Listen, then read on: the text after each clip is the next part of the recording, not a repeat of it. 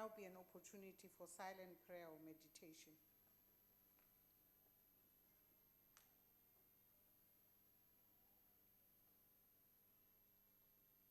Thank you. Please be seated.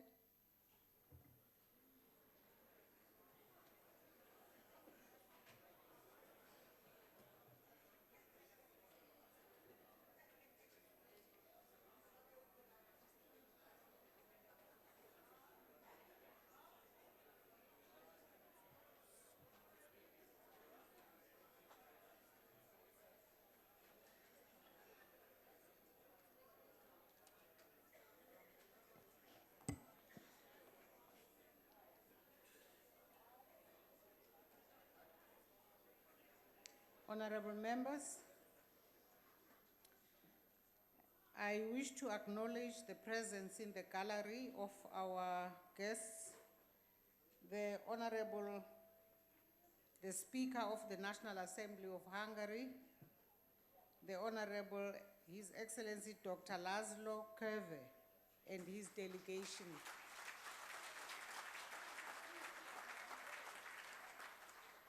Honorable members of the Hungarian Parliament, you are welcome. Enjoy South Africa. Honorable members, the first item on the order paper is questions addressed to ministers in the economics cluster.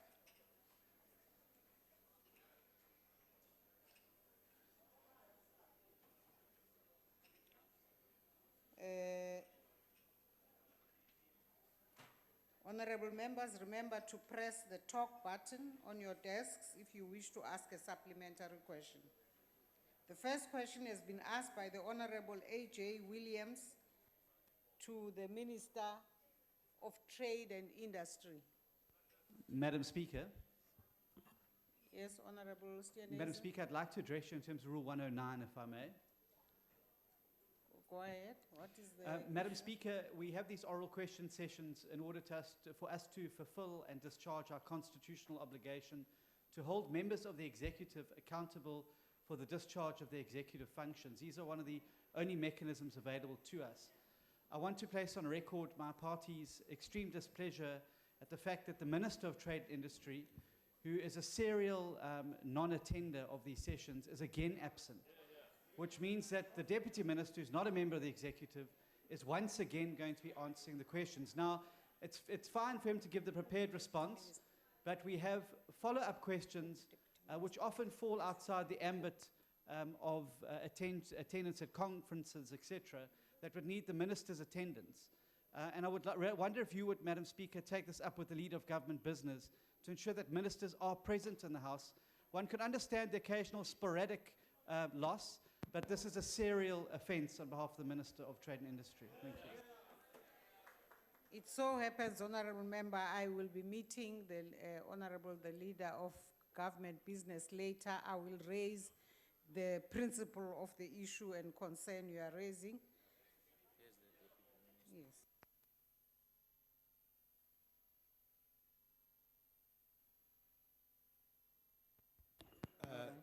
Honorable Deputy Minister of Trade and Industry. Honorable Speaker, may I be heard?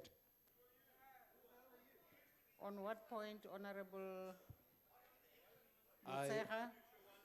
I know for certain that all ministers who don't attend, they give apologies.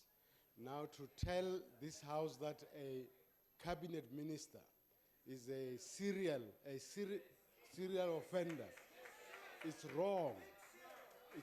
It's wrong, and I don't think that that should be accepted. Honorable Motshekga, as I've said, it's a matter that will be under discussion with the Honorable, the Leader of Government Business. Honorable Deputy Minister. Thank you very much, Honorable Speaker. The Minister has forwarded an apology.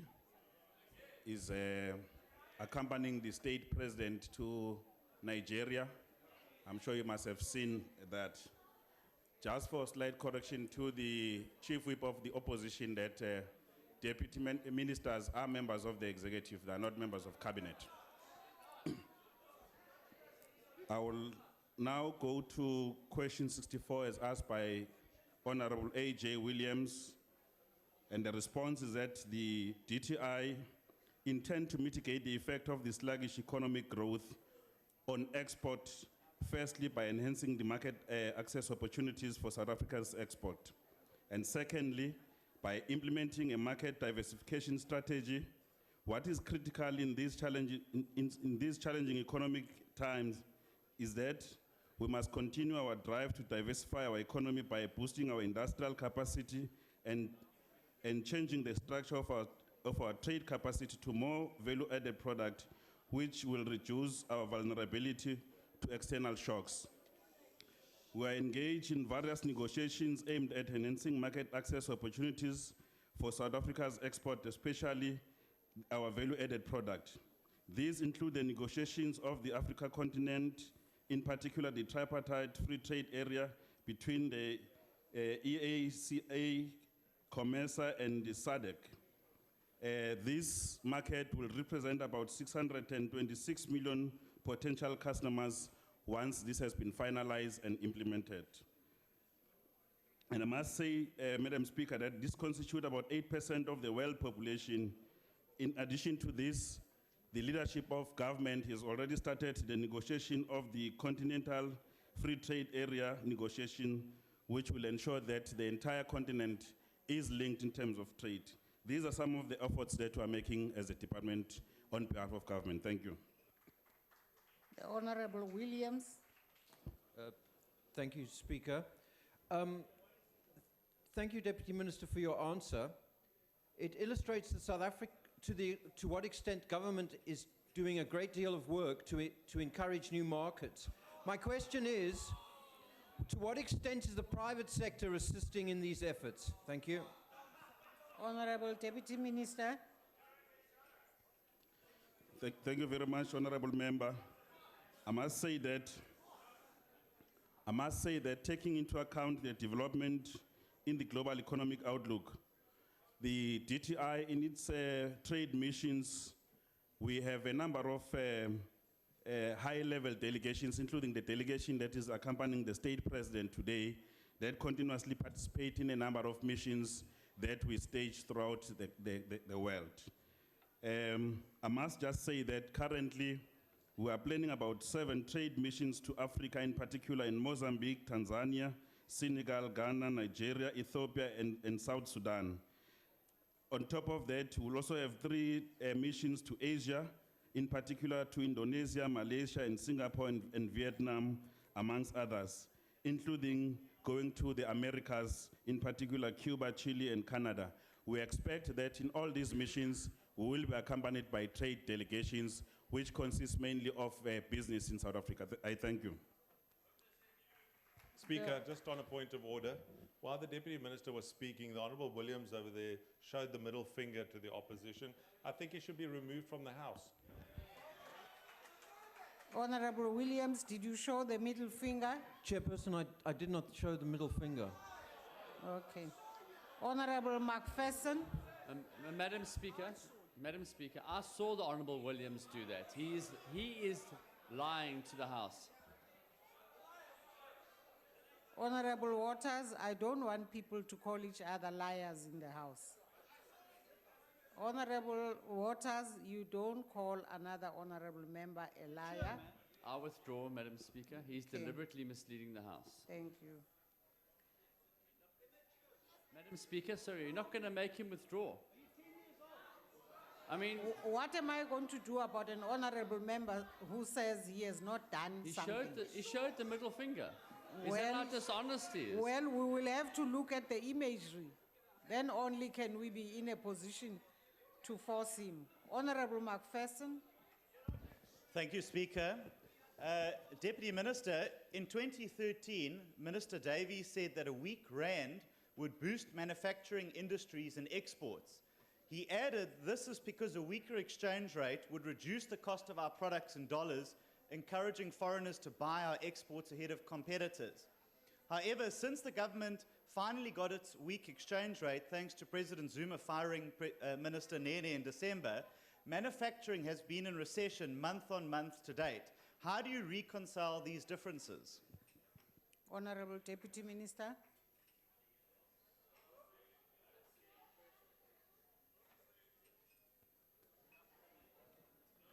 Thank you very much, Madam Speaker. I think that we have seen government over time making a call, in particular to all of us as legislators, to say that the current difficult economic conditions that we're experiencing will have to work together to ensure that we navigate that.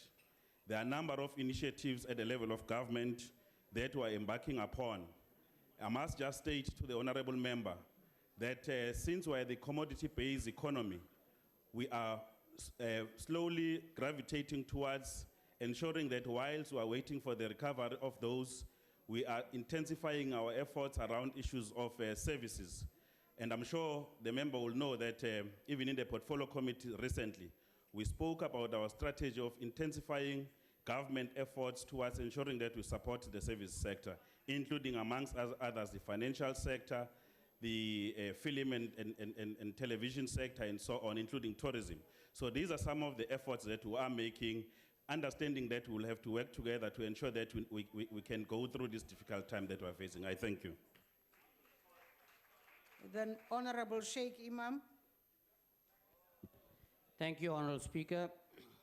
Deputy Minister, it is clear that with the challenges we face with China, exports to the SADC region, about 18 months ago there was a meeting in Victoria Falls, Zimbabwe, where we have agreed that we will accelerate export and import within the SADC region. Could you tell us if there is any plans in place to implement this and increase exports to these countries? Thank you. Honorable Deputy Minister.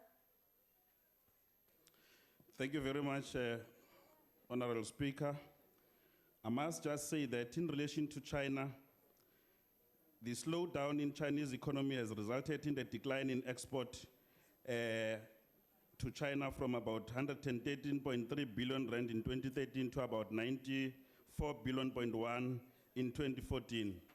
Now, I did say when I was answering to Honorable Williams that we are involved in an effort of ensuring regional integration, starting with the tripartite, which will be concluded through the continental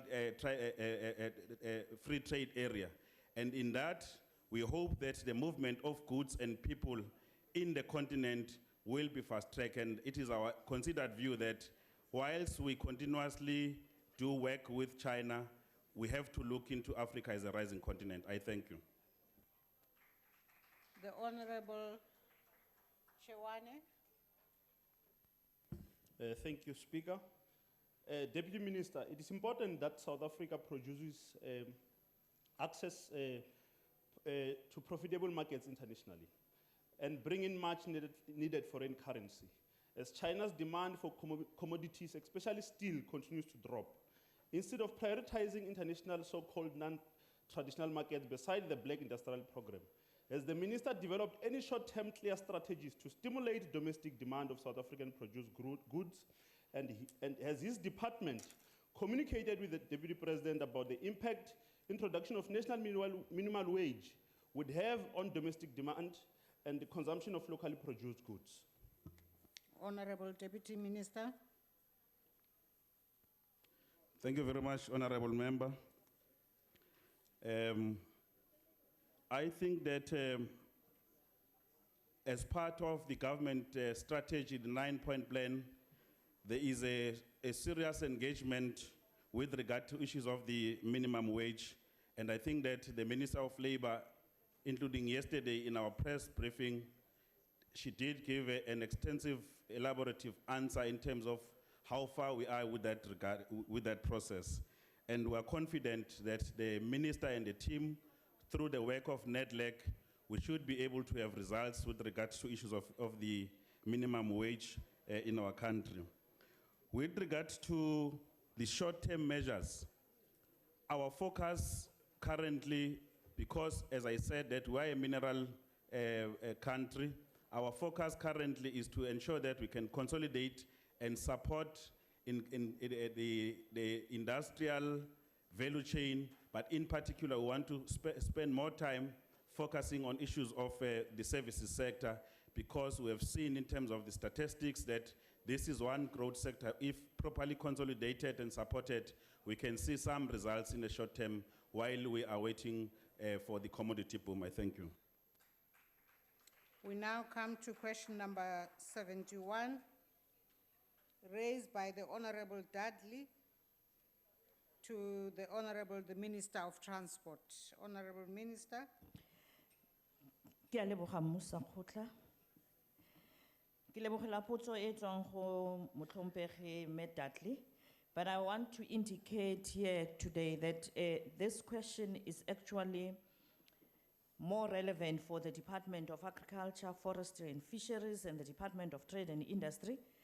And it would have been appropriate that this question, as it relates to importation of grain, be directed to both the DTI and the Department of Agriculture and Forestry. However, my department has a policy determination role. In this regard, the department is currently finalizing a draft port tariff strategy, which is led by the port regulator. The regulator, in its recently, as the 29th of February 2016, published a record of decision with regard to the 2016-17 tariffs, made the following determinations, and I quote, that in support of drought relief and its impact on food prices, maize cargo dues for the first 5 million tons in 2016-17 will be discounted by 50%, close quotes. This was done in an effort to contribute to the effort in keeping food price inflation as low as possible.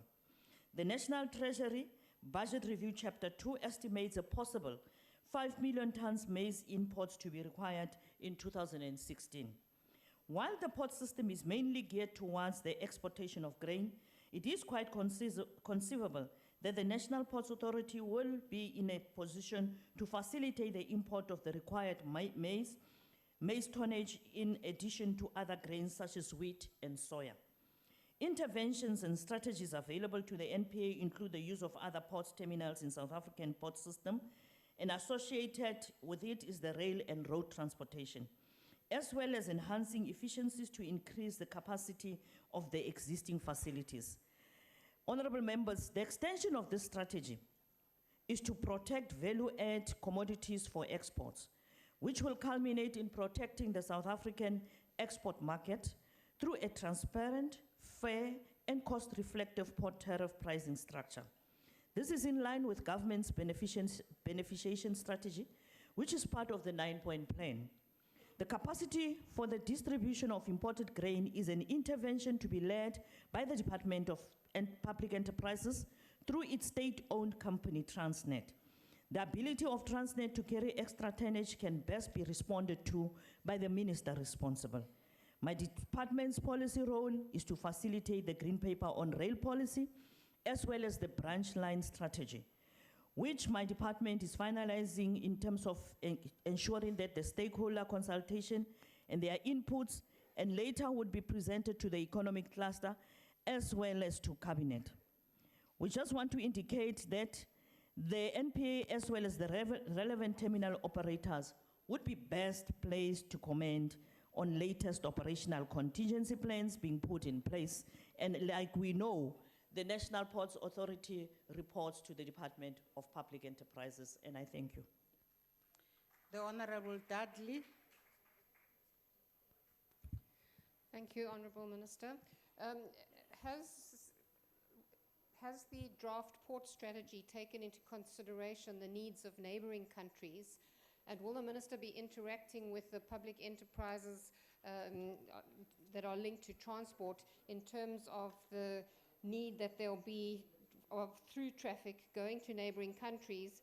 The reason we're talking about this is because the potential of starvation in neighbouring countries will, of course, impact on us at a later date, and so it is all linked. So in what way does this Ministry of Transport interact with public enterprises to ensure that the big picture is taken care of? Thank you. The Honourable the Minister. In fact, Honorable Member, the Department of Transport and the Department of Public Enterprises work closely together with regard to everything that we do. Like I've indicated, ours is a policy role, whilst the Ports Authority is under Public Enterprises. But I need to reassure you, Honorable Member, that as part of the initiatives driven by President Zuma through the PICI, we are part of the North-South corridor, and it is the corridor that speaks to making it possible that all the ports in the region can integrate the work that they do.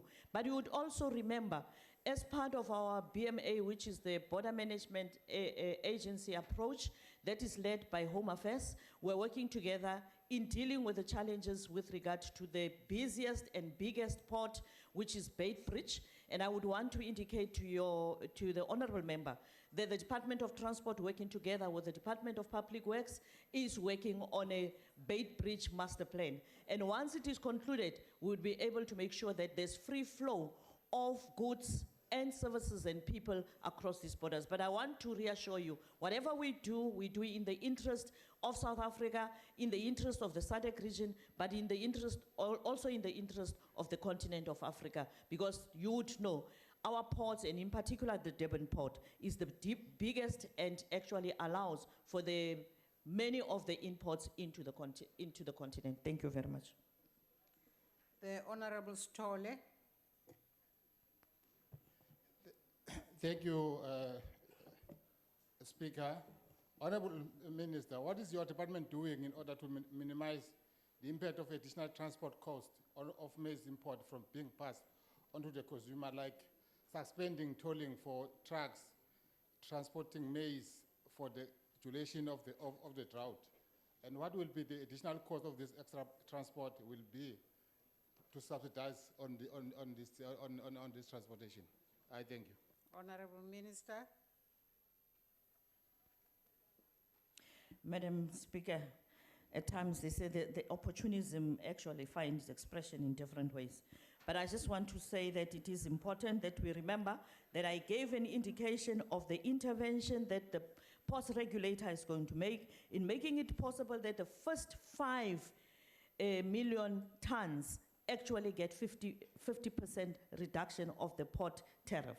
And one of the things that we need to do, working together with the Ports Authority, but also the regulator, as well as the two departments I made reference to, which is the Department of Agriculture and Trade and Industry, is to make sure that this cost is not translated to the end consumer. And the concern of reducing the tariff is actually to make sure that we don't compromise food security. And it is for that reason that it was done on the side of the Department of Transport. But we will duly monitor what the operators are doing in making it possible, in ensuring that we protect the end consumers. But with regard to the issue that you raised about suspending and tolling, we have already 3 times reduced the tariff. And I just want to indicate to you that the latest is the one that was announced by the Deputy President in May of 2015 with regard to the new dispensation. Thank you very much, Madam Speaker. The Honorable Mulaudzi. Thanks, Madam Speaker. Minister, what capacity does our railway system have to deal with the level of logistical requirement for the transportation of goods in the country? Why has your department not been as decisive in moving most of the road freight to rail? Honorable the Minister. Honorable Mulauzi is a member of the Portfolio Committee, and I'm sure that he is aware that and even today, I did make mention of the green paper on rail policy that we are finalizing, but also on the strategy for branch lines, so as to make sure that we can actually reduce the over-reliance of the freight industry on the road. As we speak in South Africa, we've got 11% to 89% rail to road market share. And it is important that we actually reduce the number of trucks on our roads so as to make it possible that we can safeguard their other road users. But like I've indicated, we are busy finalizing these two strategies, and the branch line strategies would also allow for private sector participation, as President Zuma has called on us to do. This is one way of making it possible that we bring in private sector in the rail sector. Thank you very much. The Honorable De Freitas. Thank you, Speaker. Clear that Honourable Dudley isn't sure what question to ask to which ministry. She should come to the Portfolio Committee occasionally. Minister, could you just, with regards, I want to put a transport-related subject on this matter. If you could unpack and tell us the maintenance programs, how to, with regards to the actual rails, the locomotives and so forth, that ensures that the goods that we're talking about is able to ride on these tracks. What kind of programs do you have in place to make this happen? Thank you. The Honorable the Minister. Honorable De Freitas, as you would know, the maintenance that you would be referring to with regard to the Department of Transport in the rail sector would refer to the network that is the PRASA network, but also the one that is owned by Transnet. And I want to reassure you, Transnet has invested a lot in the area of maintenance as well as renewal, including the building of new infrastructure. But like I said earlier on, that would be an ideal question for the Honorable Minister Lynn Brown. But as we speak, you would know the Department of Transport through PRASA has invested in the Rail Modernization Initiative. The rail modernization speaks to fleet as well as infrastructure, which is the network under PRASA, but also equally to the rolling stock. And I'm happy to indicate to this Honorable House that on Friday, we turned the sword for the building of the first ever train manufacturing factory at Ekurhuleni, a 53 billion rand investment, the biggest investment in the transport sector by this ANC government, which shows that when we say we are going to do something, we do it, and the investment in the rolling stock is one of the interventions that we are bringing in to make it possible that we can transport our people to their various destinations in a very modern as well as safe and reliable means of transport. And I want to say to the people of South Africa, this intervention from the time of building the factory, the 1 million rand investment on the factory is going to create jobs, and equally so in the factory itself, it's going to create opportunity for skills. There's going to be an academy next to the factory. There's also going to be a supplier center, and it is one of those initiatives that we believe we are going to work closely as the Department of Transport and PRASA and Gibela with the Department of Small Business to make sure that our suppliers actually get an opportunity to benefit at more than 65% of this important intervention. But I also want to say to Honorable De Freitas that it is important that as the member of the Portfolio Committee— your time has expired. Thank you very much for the question. We now come to question number 63, asked by the Honorable Koronov to the Minister of Trade and Industry. Honorable the Deputy Minister. Thank you very much, Honorable Speaker. If one excludes the oil exporters, in particular Nigeria, Angola, Chad, Gabon, and Congo, South Africa was the largest African exporter to the US. South Africa's utilization of AGOA, generalized system and preferences increased from just about $930 million in 2001 to about $3.1 billion in 2015. AGOA and the GSP export accounted for 38% of South Africa's total export to the United States. The major AGOA GSP beneficiary sector from South Africa, amongst others, include the vehicles and parts, ferromanganese, manganese flake, macadamia nuts, oranges, mandarin chemicals, wine, and grains. Studies have estimated that jobs created through the AGOA amounted to about 62,000. Furthermore, South Africa's exporters have used AGOA to expand their export to the US market and also to build cooperative business network and technological linkages that have benefited both countries. South Africa enjoyed trade surplus against the US since 2010, but experienced a trade deficit of about 1 billion rand in 2014. The deficit may be attributed to the uncertainties regarding the renewal of AGOA, as well as companies such as Mercedes-Benz, which ceased their export of the C-class vehicle to the US. Consequently, the renewal of AGOA for the next 10 years has provided some certainty and predictability for South Africa's exporters, and this is likely to have a positive effect on the export to the USA. Whilst South Africa, together with other countries in the continent, advocated for the expansion and the product coverage under AGOA, the US opted not to expand coverage to include other products of interest to the African continent. I thank you. The Honorable Koronov. Thank you, Madam Speaker. I'm glad, Honorable Deputy Minister, that you have emphasized the importance of the United States market for our exporters. There was lots of criticism coming from that side on the finalization of the AGOA agreement. However, negotiations are always tough, and this was a win-win for both countries, and I think the DTI must be commended for the role they have played. But Honorable Deputy Minister, we need to get our trade deficit in a surplus again. In your opinion, can the agricultural sector fill this gap in the future in terms of the new agreement? The Honorable Deputy Minister. Thank you very much, Honorable Member, for the question. I think that one of the issues that we are reflecting as the South African government is that the trade deficit was as a result of the uncertainties that have been created by whether or not we are signing the AGOA.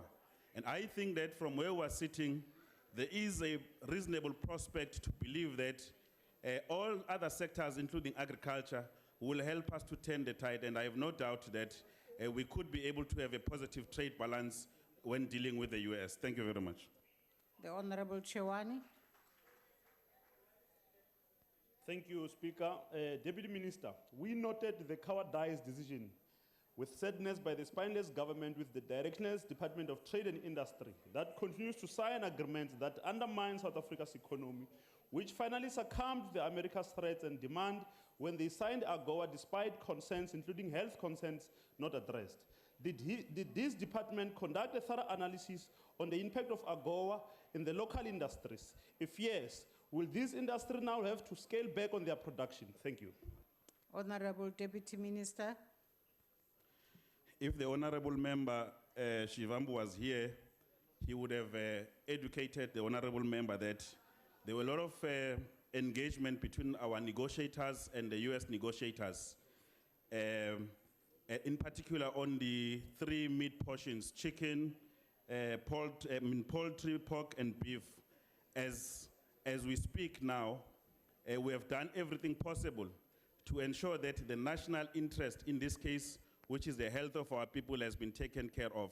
I don't think that it will be correct to use or abuse this platform and say that we are putting the health of the nation at risk by extending the agreement, which is going to be lasting for the next 10 years. The Honorable Member is misdirected in this regard. Thank you. Order. But also, if the Honorable Minister was here, he will have educated you as well. No, Honorable Member, you have no reason to rise now. The Honorable Reason. Thank you, Speaker. Honorable Deputy Minister, with the new extension focusing more on trade and aid, and as South Africa accounts for 61% of all non-oil export to the US, Honorable Deputy Minister, would it be not more beneficial for South Africa to graduate from AGOA and pursue a more bilateral product-specific trade agreement with the United States with equal trade benefits for both parties, not just landed in favor of the United States? Thank you. Honorable Deputy Minister. Thank you very much for the question, Honorable Member. I must just say that the trade relation between South Africa and the US is not just limited in agreement terms to AGOA. We've got 4 other agreements that are in place, which sought to deal with some of the outstanding issues that the member is raising. So I want to say to the honorable member that AGOA it has been signed now for the next 10 years. However, we have 4 other agreements in place that will continue between the two countries, because beyond AGOA, just last week, Honorable Speaker, I did write an article in details after I came back from the US, elaborating the fact that we are going to trade with America for as long as we can through the various agreements that are in place. But at the center of it will be to ensure territorial integrity and to keep the sovereignty of our country. So our trade relation with America is not just AGOA, but there are other agreements that are there in place. I thank you. The Honorable Sheikh Imam. Thank you, Speaker. Deputy Minister, there are various groups that are attempting and calling for a boycott of the chicken, especially chicken from America, in respect of the salmonella. How is this going to actually affect our agreement with the United States? Honorable Deputy Minister. Thank you very much, Honorable Member, for that question. I just want to state that with regard to poultry, as of the 6th of January, we signed a side letter on salmonella to clarify the standard and procedures of South Africa. So as I stand here speaking to the nation, I want to say that from the consignment that we have received as a country, there are no such dangers. At all times, when we receive the poultry, pork and beef, our health practitioners will be on site to ensure that they do the necessary test. I don't think that there is any threat to the agreement as it currently stands. I thank you. We now come to question number 47, asked by the Honorable Hill Lewis to the Minister of Trade and Industry. Honorable Deputy Minister. Thank you very much, Honorable Speaker. The DTI has already set aside resources to implement the Black Industrialist Policy. A dedicated forum to process funding requests which constitute of the developmental financial institution is already in place. Another forum dedicated to facilitate access to market is already in place, which is constituted of the key SOEs. On a biannual basis, Cabinet will be appraised on the implementation of the program and the achievement of the benefit, which will include the transformation of the manufacturing sector, job creation, as well as value addition. Progress report on the implementation will also form part of the DTI's annual report to Parliament.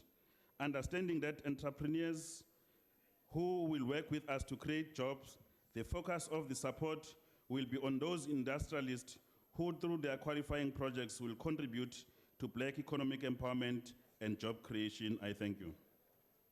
The Honorable Hill Lewis. Thank you, Speaker. Deputy Minister, the DA supports programs that will create thousands of new entrepreneurs, especially Black entrepreneurs. But, Deputy Minister, this is not such a program, and you know it. Every single other DTI incentive program in your department is measured by the number of real jobs it will create. Every single program that is, except this one. This program has a massive 23 billion rand allocation from the IDC for only 100 people. That's a whopping 230 million rand per person.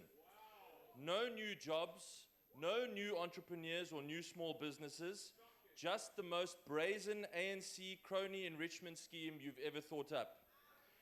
Now, if I'm wrong, Deputy Minister, then I challenge you to make an explicit commitment in this House today that no ANC leader, his son or her son or their nephew or any other family member will ever be allowed to benefit from this program.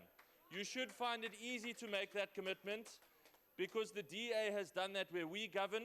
There's no DA member or civil servant who will benefit from a contract where we govern. Will you make the same commitment? Thank you.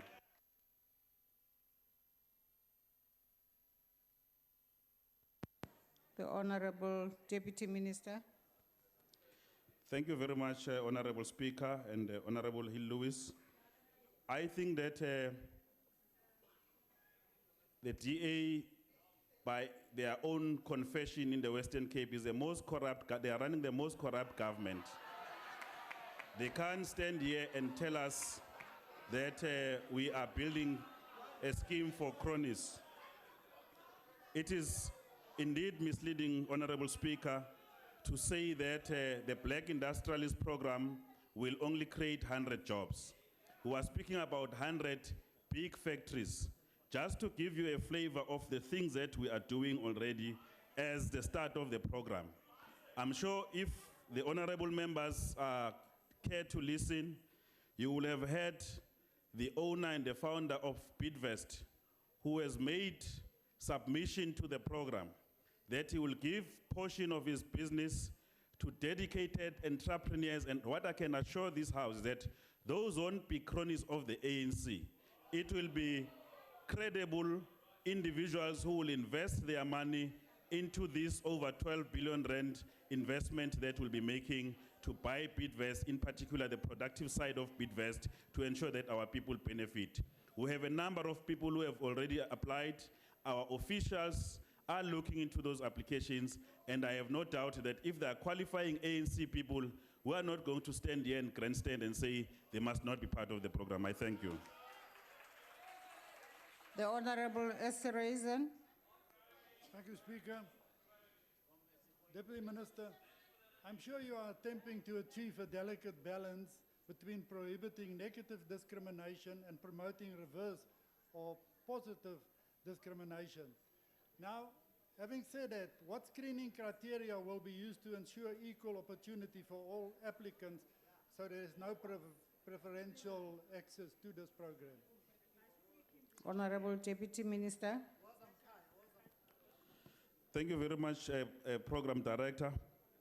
We did, Madam Speaker, we did publish the guidelines for the qualifying enterprises. It is on our website. If the honorable member is interested to the details of because of the time constraint, and I'm sure he can go to our website to access the criteria. But the definition is very tight.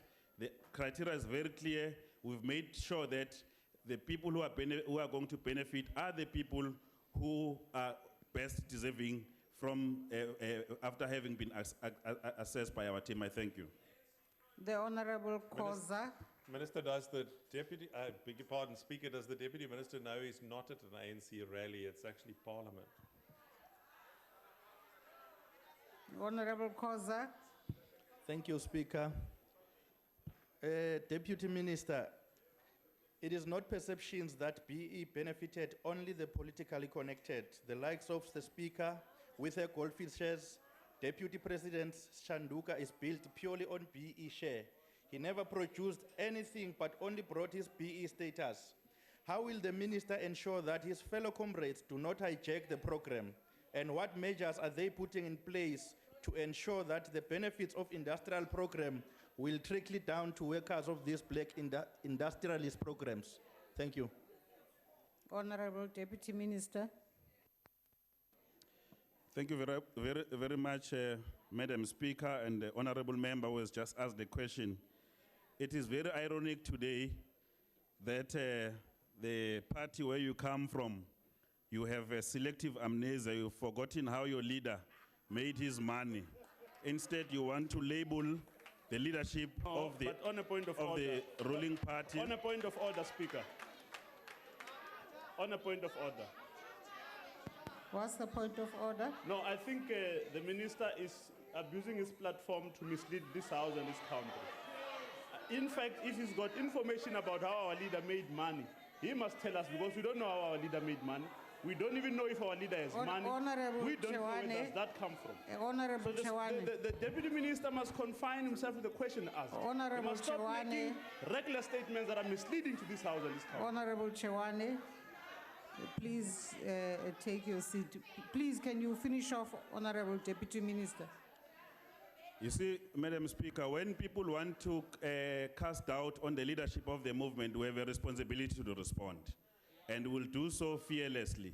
And I don't think that this honorable member must threaten us. It is common cause that the Deputy President of the Republic and the African National Congress is a successful businessman. He has never been brought to court for any wrongdoings from his business dealings. When he took oath of office, he declared and he made sure that he does necessary arrangements that are normally done in commercial terms. So for us to come here and speak like that, it is very worrying, and I want to really hope that members of the opposition must really ask pertinent questions that have to do with us taking the country forward. I thank you. I will ask honorable members, the procedural staff, to follow up on something that was said by the honorable member who asked the supplementary question. I have Honorable McPherson. Thank you, Speaker. Look, Deputy Minister, I think we can both agree that the only thing missing from the Black Industrialist application form is a space to put your ANC card number. And I think that we have, Deputy Minister, a choice between 100 hand-picked individuals by an ANC government or to support entrepreneurs who could create 80,000 jobs as expressed by the National Empowerment Fund.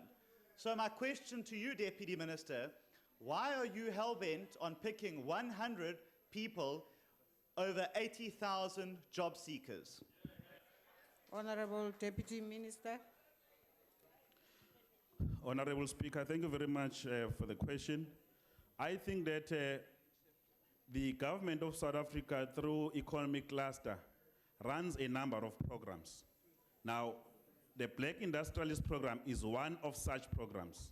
It must never be read as a panacea to the challenges of the economy as we experience them. We know that we are the only party, the ruling party, that is concerned about the levels of unemployment here in the country. We are doing all possible, even through initiatives with small business, cooperatives, and other possible opportunities. And we have no doubt that our people, they know and they can feel the impact of the work that we are doing to change their lives for better. So this, in my view, there is no space for the ANC membership because this scheme is meant for South Africans who are industrialists, who must benefit and ensure that they employ or create a number of opportunities for ordinary citizens. I thank you. We now come to question number 60, asked by the Honorable Maseko to the Minister of Science and Technology. And the Honorable Minister Hanekom will take the answers to this question. Honorable Minister.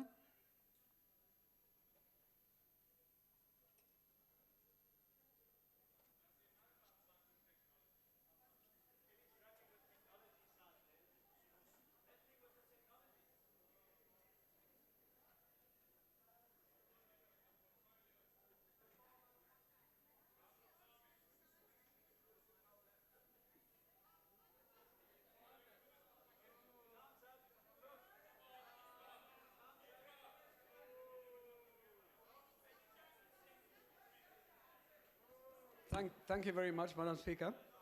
South Africa has the world's largest reserves of platinum, the second largest reserves of titanium, and has one of the largest confirmed fluorspar reserves in the world.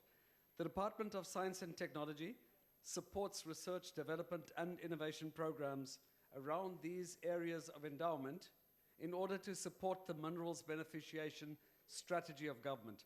For example, Hydrogen South Africa, otherwise known as HISA, was created to develop the platinum group metal catalysis value chain in South Africa with the aim of capturing 25% of the global fuel cell catalyst demand by 2020. The DST also aims to commercialize new and proprietary South African technologies for the production of primary titanium metal powder through the Titanium Center of Competence. The Fluorochemicals Expansion Initiative is working to create a pipeline of products to meet the demand of both the local and global market. And furthermore, the DST portfolio is leading an energy storage, research, development, and innovation program which seeks to beneficiate manganese, nickel, and other minerals to meet the global demand for batteries. In response to part 2 of the question, Madam Speaker, the DST has engaged with the Department of Trade and Industry on several occasions through scheduled visits to the HISA centers of competence. The engagements between the two departments led to the DTI to recommend HISA hydrogen fuel cells as a technological solution to the Gauteng Provincial Department of Roads and Transport, which is experiencing challenges with ensuring a reliable power supply for traffic lights in main intersections in the province. However, the DST would like to see a more formalized structure that would align fuel cell activities across government to ensure that future growth in the sector would work towards addressing the triple challenges of unemployment, inequality, and poverty. In answer to part 3 of the question, government's approach in developing a local fuel cell industry was the subject of intense discussions with the DTI and other stakeholders during the mining Pakisa. It was evident at that point that a clearer strategy needs to be developed to ensure that the use of foreign technology does not constrain the uptake of locally developed technologies. The DST will work closely with the DTI to develop a strategy to ensure that technologies that come to South Africa complement local technology development and uptake. The Industrial Development Corporation has already started to develop a fuel cell roadmap for South Africa. It was agreed that the DST and the DTI would co-lead the process. The process is expected to achieve alignment and establish cooperation to transform a fragmented approach of the fuel cell industry development in South Africa into a structured and coordinated execution between government and industry. Thank you, Madam Speaker. The Honorable Maseko. Thank you very much, Minister, for that response that actually put into perspective that science and technology and research and development is the way to go, and that we need to increase the percentage of the allocation funds to the department. With that, I want to find out what are the key challenges impacting the plans, initiatives, and work of the department with regards to the beneficiation program, and secondly, that what key initiatives are planned for the 2016-17 to advance the beneficiation of the research and development program. Thank you, Madam Speaker. Honorable Minister. Thank you, Honourable Member. It would be a bit difficult for me to talk about some of the key initiatives as I'm standing in for the Minister of Science and Technology. But I would say in answer to the first part of your question, I mean, that would be perfectly understandable. I would have thought to people who have some kind of ability to understand these simple things. Some of the key challenges, I honestly think that the biggest challenge, knowing that beneficiation is high on our economic agenda, is to find that effective collaboration between all of the stakeholders in trying to add value to our mineral wealth in our country. And I think we can say with confidence that we are moving together as government to extract maximum value out of our mineral wealth that we have in our country through a well-coordinated beneficiation program. I thank you. The Honorable Paulson. Thank you, Honourable Speaker. Minister, if the EFF was governing for 22 years, then by now we would have developed our economy, where our people would have the skills, and the vast mineral wealth would have been used to build massive protected local industry in accordance with EFF's non-negotiable cardinal pillar number 5. But we haven't been governing for 22 years. So most of the innovations, innovations that we have, we need to bring the skills from overseas, as we did with the square kilometer array. So what is the Department of Science and Technology doing to groom our own black scientists in this country to ensure the diversification and local beneficiation of our minerals is driven by people who identify themselves firstly and foremost as black and as African. Thank you very much. Honorable Minister. Thank you very much, Madam Speaker. Since the Honourable Member spoke about astronomy and the square kilometre array, we think about the heavens, and we have to thank the heavens that the EFF has not been governing this country for 22 years, because this country would be in a very, very sorry state, and we would appeal to the heavens to protect us from the EFF ever governing this country. Not now, not in the future, and we are quite sure they won't. In a follow-up question, Madam Speaker, we will say more about what is being done by the DST to support bursaries at universities, largely going to black scientists, black researchers, postgraduates, and women, as you will hear in the later reply to another question. On the SKA, let us be very clear. South Africa, our country, South Africa, was chosen to host the largest radio telescope in the world by a long, long way. And it was designed by South Africans, led by South Africans. Bernie van der Hoef is not a non-South African, he is a South African. Rob Adam is not a non-South African, he is a South African. There are a number of black scientists and astronomers involved in this program, not only from South Africa, but from all over the African continent. And we can proclaim, all of us, a serious victory and serious pride in us hosting not only the world's largest astronomy project, but one of the largest scientific projects the world has ever seen. Thank you. The Honorable Kubisa. Madam Speaker, Ms. Minister, one of the important issues is that at the end of the day, the people who are hitherto disadvantaged must be empowered to get access to the mineral resources. And science and technology can play a very pivotal role in that regard. What are the initiatives and programs that science and technology has in place to ensure that mine workers in particular are exposed to the mineral industry? Thank you. Honorable Minister.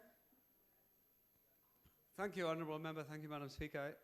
I think that the entry point of the Department of Science and Technology is to support what other line function departments are doing in mineral beneficiation, in the extraction of our mineral wealth, and supporting those departments through research, innovation, and developing cutting-edge technologies in order to improve their performances. So it is not the primary responsibility of the Department of Science and Technology to address some of the questions that the Honourable Member is putting to us, but just to have it be quite clear that the Department of Science and Technology, with the science councils, is ensuring that we are one step ahead of the game when it comes to innovation and technology development. Thank you. The Honorable Shegwa. Thank you very much, Madam Speaker. Honorable Minister, you've spoken about programs that you are running, and would want to then find out the involvement of the private sector in beefing up those initiatives, and to then the models of best practice that you already have in order for you to be able to migrate your beneficiation programs to other sectors, and to then find out, as you've already indicated, that you are not an entry point department, but what is then on the basis of models of best practices, your business plan moving forward to ensure that you tap into other industries of beneficiation. Thank you. Honorable Minister. Thank you, Honourable Member. I'd like to claim sufficient knowledge to be able to answer your question adequately, but I can't. All I can say is that in the range of activities that the DST is involved in, and I mentioned the HISA, for example, there are partnerships with the private sector. Anglo-Plat is one example.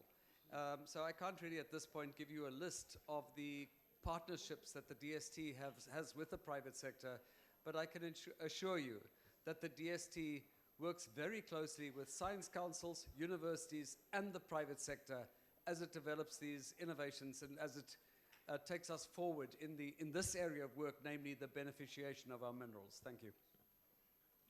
We now come to question 68, asked by the Honorable E.K. Siwela to the Minister of Telecommunications and Postal Services. The Honorable the Minister. Thank you, Madam Speaker. Let me start by saying that Cybersecurity Hub is not directed primarily at protecting government department. Other government institutions are responsible for that. The Cybersecurity Hub is directed at helping the public, the members of the public and the industry to help them when they are being hacked and to prevent hacking attacks. However, I'm advised by State Information Technology Agency, SITA, that not all the websites are hosted by or maintained by SITA itself. I'm also advised that the more a country is open, the more it is vulnerable to cyber attacks. So as we're an open democracy, we must expect that, like other open countries, will be vulnerable to these attacks. But coming to the specific question, a hacker group calling itself Anonymous has threatened to hack into South African government system, and these warnings were posted on various websites. On the 16th of February, 2 departments were hacked. Their websites are hosted and developed by themselves. An urgent meeting was called on the following day, where the departments were invited to discuss the possible solutions to the web attack and to up the protection. On the 18th of February, another government entity was also hacked. And on the 19th of February, then there was a meeting to try and address this system. The vulnerabilities which were identified, classified broadly to the 2 vulnerabilities, what is called SQL injection and cross-site scripting. The above vulnerabilities are application software vulnerabilities that can only be addressed by upgrading software to the latest versions. SITA then started to scan other government websites for vulnerabilities and work with the state security agencies to address those vulnerabilities. For instance, the following day on the 19th, the intelligence services got information that the SAP website was being targeted, and we worked together and we prevented the attack. The following security measures were then implemented to all the SITA hosting environment: putting firewall, index proxy, network intrusion prevention software, malware inspection software, and antivirus software. So these were the measures which were taken and are continuing to be implemented to prevent the vulnerability. On the second part of the question on the SMME's vulnerability, yes, the SMMEs are vulnerable and they don't have the resources to always protect themselves. That's why we created this interface called the Cybersecurity Hub, where the individuals, the small businesses, can get assistance on how to deal with cyber attack when it happens and how to prevent those cyber attacks happening in our society. Thank you very much, Madam Speaker. The Honorable Siwela. Thank you. Thank you, Speaker and the Minister. It is commendable that of all the incidences reported thus far, only one affected SITA, and that SITA has embarked on a process to scan the vulnerability of all the websites. How far is that process of scanning, and whether the departments are giving SITA the necessary cooperation? Thank you. The Honorable Minister. Yes, Madam Speaker, the departments are cooperating with SITA. What you are doing currently is to have service level agreement with all the departments. And as I've said, we are continuing to monitor and increase the firewalls. The problem really is individuals, particularly our employees, who are increasing this vulnerability by not having effective passwords as directed by the policy, where they leave the default password. If you leave the default password, these anarchists, like Anonymous, then they use those type of weaknesses to enter into the website and deface the website. Thank you very much. The Honorable Van der Merwe.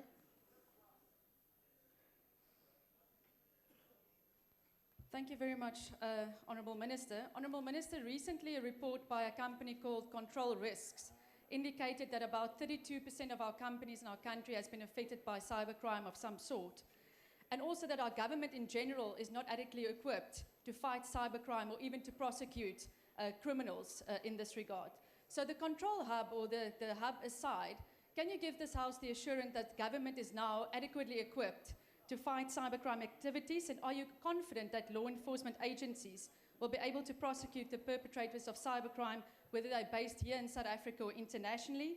And do you have plans in place to form partnerships with those in the business community who do have the skills to investigate cybercrime? I thank you. The Honourable Minister. Yes, we do have partnership right now with private companies. As you know, we are vulnerable to phishing attacks. I think, like I said, as an open democracy, you must always realize that the more you're open, the more you're vulnerable to the attacks. That's why we have to put these measures to protect yourself. The South African companies, particularly the banking industry, which is more vulnerable to these type of attacks, is working very closely, and they are participating at the national hub, which we opened last year, where the companies can report, can share information, and as a state, we do advise the companies about threats which are emanating from other parts of the world, so that you can prevent those cyber attacks. So the hub, much as it's still small and growing, those young scientists there, most of them are female and they're young, they are doing a great job. Some of the systems were preventing their homegrown system. And of course, we are using the open source net to develop some of these systems, but it's mainly driven by young South Africans who are increasingly helping us to protect. We are not at a level yet. As we said when we're launching this hub, that will continue to increase its capacity, which we hope that by end of next year, it should have reached its full potential in terms of protecting South Africans, individual, NGOs, and companies. Thank you very much. The Honourable Sheen. Speaker, the Cybersecurity Hub was opened last October with much fanfare as a platform for government and the private sector to share knowledge and collaborate to fight cybercrime. But it is a dried husk. It's a poorly designed website with no useful information, no news releases, no alerts of cyber threats. And this cost 11.7 million. If there is something going on behind the front page, it's not apparent. And it takes a cyber sleuth to find, as there's no link from the DTPS website. Maybe, Minister, this is just another vacuous attempt by you to give the appearance of action on the critical issue of cybersecurity. This is similar to your lack of engagement with your National Cybersecurity Advisory Council that you have not met since taking office nearly 2 years ago.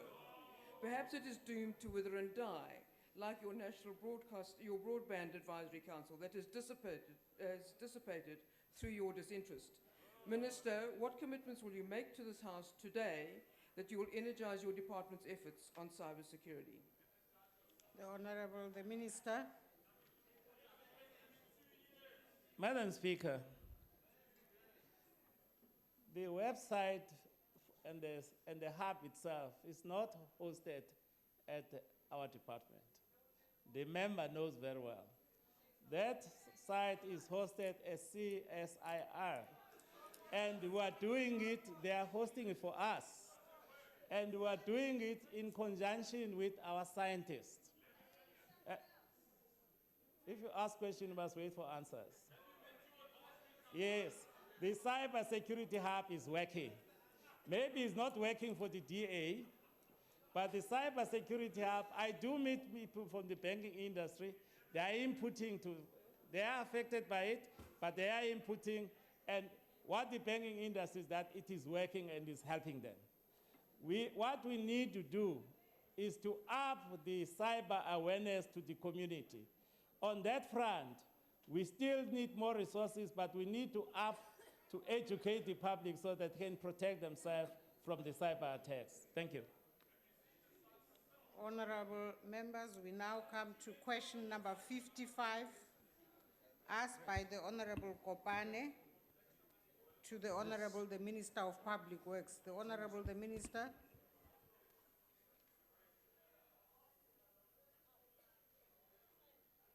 Oh. Thanks, Madam Speaker. Yes, the Department of Public Works has laid criminal charges against the officials who were involved allegedly in transactions or transgressions which are tantamount to fraud and misconduct in the supply chain environment, as indicated in the Auditor General's report, the 2014 annual report. In terms of the details, Speaker, the number of the cases handed over to the law enforcement are 28, and the total number of the officials implicated are 24. And 2 of the cases are in court, 12 are under investigations by SAPS, 9 cases are under consideration by the National Director of the Public Prosecutions, and 4 cases the Directorate for the Public Prosecutions declined to prosecute. And 1 case involving 2 officials, it's under consideration by the Senior Public Prosecutor. Thank you. The Honorable Kopane. Thank you, Speaker. Honorable Minister, yesterday during the Portfolio Committee meeting, it was confirmed by the officials that there are 24 criminal charges laid against the officials that are referred to SAPS since 2009 to 2015. And the department does not have any mechanisms in place to check the progress of those cases. And at some stage, some of the cases, they collapse in court without the knowledge of the department. And some of those cases, they are never concluded. That is the information from your officials yesterday. Honorable Minister, will you undertake and commit to follow up with your colleague, the police minister, on each criminal cases open to ensure finalization of the investigation before the end of this year, so that those who are found guilty, they must be held accountable? The Honorable the Minister. Honorable Member, the problem is that you must know the boundaries of the different ministries. There is no way that if a matter has been handed to the police, therefore, and then the Minister of Public Works or any other ministry, once it goes into those hands, it's out of the jurisdiction of that particular ministry. All you need, you can request the reports, and once it goes to court and collapses there, otherwise that would be interference. That's the interference which we do not want. We'll just leave it there. The Honorable Sitole. Honorable Speaker, Honorable Minister, what is the department doing in respect of officials who are found to be guilty of corrupt practice but they resign before disciplinary action is instituted? How this matter resolved? How this official blacklisted and named and shamed, charged criminally at SAPS? Honorable the Minister. Well, that's the problem which is facing the whole public service. That in terms of misconduct, once those people have gone out of the system, they are out of the system. There's no way of following them up. But in terms of criminal cases, you can be able to follow them up and deal with them as you would follow the process of going to the police. But also, we have been sitting with a situation where some of the officials might want to resign, they jump, and then maybe run into the other departments in other provinces, quietly so. This is why we are saying we are putting some data of the affected people so that we can also be able to follow them up, that they do not get employed again in the public service and were able to give that information to the other departments. Thank you. The Honorable Matthias. Honorable Speaker, for over a period of 18 months, the minister came to Parliament, concocted some strange stories about fire pools, flimsy stories about security arrangements, dealt with some few officials, all in the name of protecting just one proverbial emperor, the president, from accounting before this house.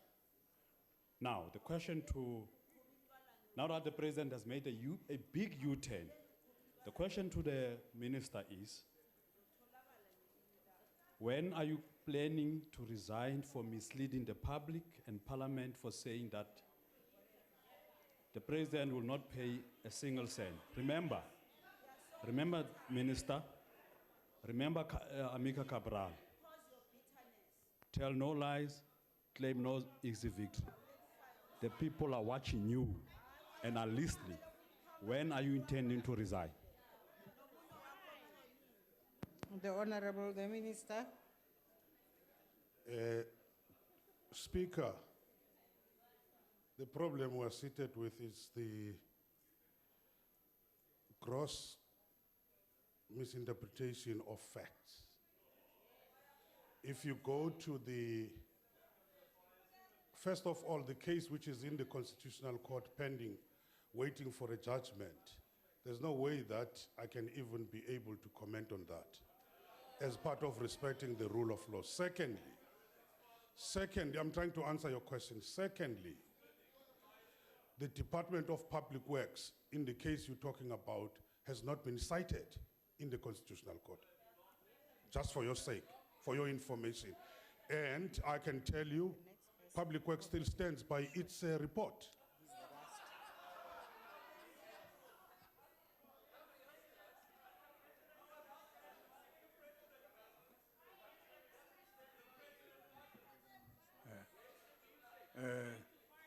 Ntate Moruti Mishwe.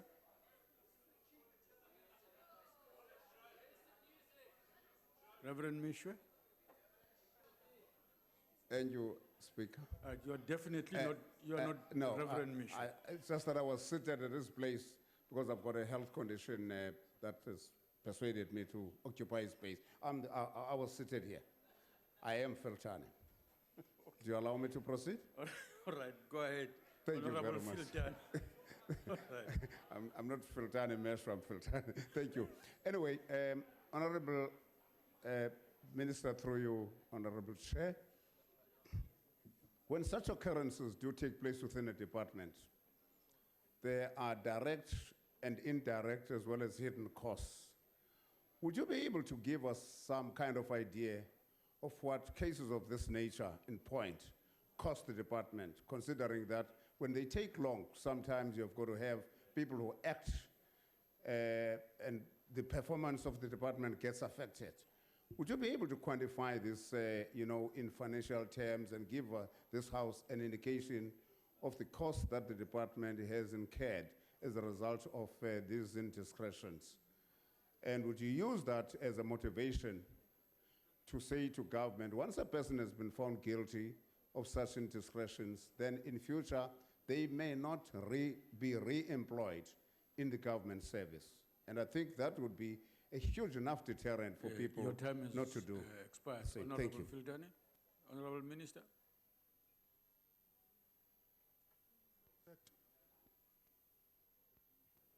Certainly, the government loses a lot of money on the investigations. And these investigations are necessary. Remember that we have very tight legislation. When you accuse somebody, when you want to charge somebody, you must be able to bring evidence. And as long as we have not concluded those investigations, you cannot be able to charge. And I can tell you at this stage, given the cases we have been involved in, I would not be able to give the figures from the top of my head, but I can be able to supply that. But it's known in the public service that somebody who has been expelled for whatever reason from the public service Whether you're working in the province or you're working in the national department, you're not supposed to be employed. If that happens, it means that's also fraud on its own. But it's very important that these people, we have this data and it's made available to all the departments. But I think what you must appreciate why some of the cases are taking such long is because our law talks about a basic rule, which I learned as a shop steward, that the audi alterim patem rule, that you must hear the other side and also follow the process properly, is very important. Sometimes you can have a case, but because you have not followed the procedures properly, then you end up losing that particular case. So that's why it's costly. Our own processes, our own laws, labor laws, we have to respect them. You can't just expel or you just suspend without following all those prescripts in the law. Thank you. Thank you, Honorable Minister. The next question, number 65, has been asked by Honorable Mabasa to the Minister of Small Business Development. Honorable Minister.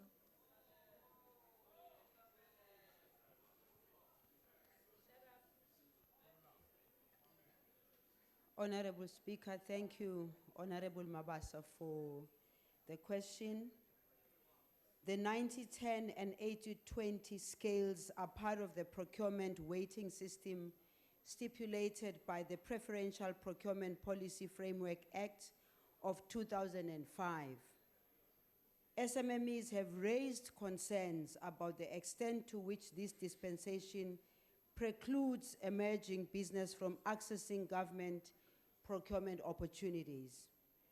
In 2012, President Jacob Zuma announced in his State of the Nation address that government was to work on setting aside 30% of public procurement for the benefit of SMMEs and cooperatives.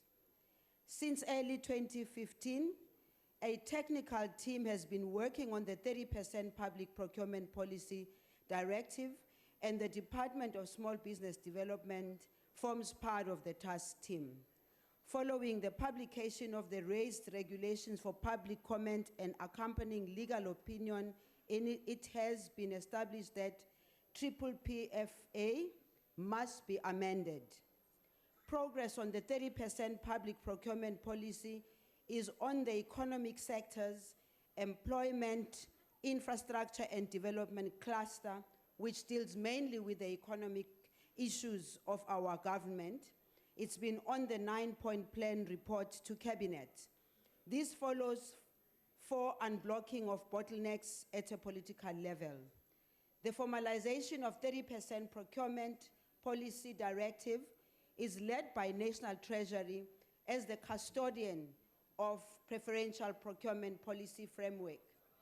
As the minister responsible for the support and development of SMMEs and cooperatives, I am not satisfied with the progress on implementing a fair dispensation for SMMEs and cooperatives.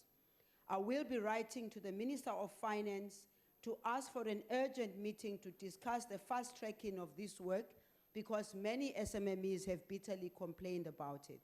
I would like to encourage the various structures in Parliament responsible for oversight in the relevant portfolios to also prioritize this work. I thank you, Chair. Thank you, Honorable Minister. Honorable Madlopa. No, wait, Honorable Mabasa. Tango. Minister, if this challenge is not addressed, will you agree with me that big business, mainly white, will continue to have an unfair advantage over small businesses, mainly black, and that will perpetuate inequalities, poverty, and unemployment? Honorable Minister. Thank you, Honorable Chairperson. Yes, it is a fact that white business in the main have continued to take advantage of opportunities, mainly based on the fact that for a long time in history, they were advantaged better than black. While government is doing the best that it can to really fast track this process. We also do speak to big business in particular, and mainly white, which continues to be white. We do believe that working together with the business that you are talking about probably will come to some agreements about how to address this issue. But as a matter of fact, if we don't speed up this process, obviously the challenges that face Black people in particular, and in many instances, women, the face of poverty in South Africa is mainly Black and women. The face of inequality in South Africa is mainly Black, and the face of unemployment in South Africa remains Black, and we are not being racial about it. We're just indicating facts that working together with the private sector and those companies, I'm sure that we can be able to reverse this. I thank you. Thank you, Honourable Minister. Honourable Nkomo. Thank you very much, Deputy Speaker. I think, Minister, what I would like to ask would be, since you have actually stated that you are aware of some of these challenges, which are specifically faced by the small, medium, and micro enterprises, including cooperatives, which areas would you fast track immediately? Because it seems as if nothing has happened yet. I think the minister also alluded to the fact that she would be setting up a meeting with another minister. It means that nothing has happened yet. We definitely do acknowledge that the Black woman is actually the face of poverty, is the face of all these small challenges. But when it comes to cooperatives, as well as the issues of alleviating these challenges, we would like to hear how the minister is going to fast track, because nothing has happened yet. Would like to hear a response that will give us the fast tracking of the process. Thank you. Honourable Minister. Thank you, Honorable Chair. We are talking here specifically about the 90-10, 80-20 scales as part of the procurement weighting system. So here we are being very specific. But as to generalizing about the fact that, in your opinion, nothing has happened in as far as small business development is concerned, I would not agree with that. And I think that it will be the people out there, the small and medium enterprises, who have, in the past 2 years, recognized the work that we are doing as a department, firstly within government itself, to make sure that our own government is conscious of the opportunities that exist within departments, which are opportunities for small and medium enterprises. We will continue to do that. Secondly, working together with other institutions which are not necessarily government, we have partnered with the private sector for specific areas of support for small and medium enterprises. And lastly, Chairperson, through our small and medium enterprise agency, which is CIFA, as well as CEDA, we can assure you, Honorable Member, that a lot of resources have been disbursed to small and medium enterprises, mainly women and Black and people with disability, to support them. But I would like to say in this House, it is not possible for this department single-handedly to be able to cover the challenges that are faced by small and medium enterprises. The demands are very high, and therefore it is for this reason that we have also called on partnership with other stakeholders to see how far we can assist in ensuring that we help small and medium enterprises and cooperatives. I thank you. Thank you, Honourable Minister. Honourable Malauzi. Thanks, Deputy Speaker. Minister, the majority of small business supply government with goods are just playing a middleman role. What is the minister doing to ensure that big businesses that claim to support small businesses include supplies of small businesses to their finished products? And what is the minister doing to ensure that small businesses supply government direct with their own produced goods? Honorable Minister. Thank you very much, Chairperson. Yes, we do acknowledge the fact that for a very long time, there has been too much fronting where white companies push black people to apply, knowing perfectly well that many of those black people are just written on paper in their companies. As government in general, we have identified this as one of the critical areas that we need to focus on, hence our tightening up in as far as the procurement processes are concerned. And again, from the department's point of view, we would like to call upon all South Africans. As far as white companies are concerned, would like to call upon them to stop this because it is not adding any value, nor is it assisting in the radical economic transformation that we are talking about as the African National Congress. To our own brothers and sisters who are black, who are saying to them, they must not allow themselves to be used by these companies so that ultimately when they present whatever they are able to sell to government or supply to government, they are representing themselves. As a department and through the agencies that I have spoken about, part of what we are working on is empowering our own people to be able to process these and be able to not only process, but they must also have the capacity to deliver goods that are quality goods. And our department is responsible for ensuring that we engage with small and medium enterprises through also the Department of Trade and Industry, and also working with the Department of Science and Technology through innovation to make sure that this happens. It's not an easy task, it's a difficult task. It will take us a while, but we are prepared to work hard on it. I thank you. Thank you. Honorable Chance. Thank you, Deputy Speaker. Minister, you may remember Gwediman Chashi's rather pithy comment a little while ago when he asked the question, why at government functions you have to spend 31 Rand on a bottle of water when you could get the same bottle for 9 Rand at the garage down the road. And this really comes to the heart of the problem of the 90-20, of the 90-10 and 80-20 regulations, which the Treasury tried to address last year when they issued some draft new regulations looking at 50% for price and 50% for BE scorecard.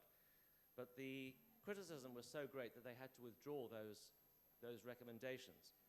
Now, this goes to the heart of the inherent contradiction between Treasury's desire to cut costs, particularly government costs, and the inevitable consequences of these regulations on increasing the cost of government procurement. So, Minister, I'm going to ask you the question, how do you reconcile this contradiction in terms of what we need to do to be driving business towards the small business sector without driving up government costs at the same time? Thank you. Thank you very much, Honorable Chance, for that question. Yes, we fully agree with the fact that Treasury is doing the best that it can, and the draft regulations, of course, as you indicate, were criticized. It is for this reason that in my response, I'm indicating that there is a task team that is supposed to look into this. Let me also just raise the fact that government overall is on a very serious cost-cutting drive to make sure that the amount of money that is being spent is also spent properly. We are also aware of the fact that many a times people that are procuring, when government is procuring, many decide to raise the price so that a bottle of water which is supposed to cost 12 rands end up costing 31 rands. For us in the department, it's about consciousness of people who are sitting in the procurement space, but also is about fighting corruption. Because part of what we are realizing through this process is the fact that there is corruption that goes through there, and therefore we need to make sure that we tighten our systems to be able to deal with this challenge. I thank you. Thank you, Honorable Minister. That concludes questions. Number 67, it's not listed here, okay.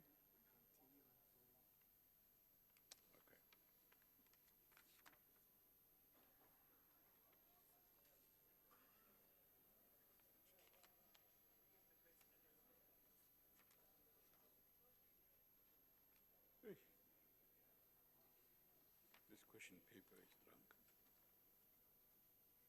The question is asked to the Minister of Public Works by Honorable P.E. Adams. Honorable Minister. Thanks, Honorable Deputy Speaker.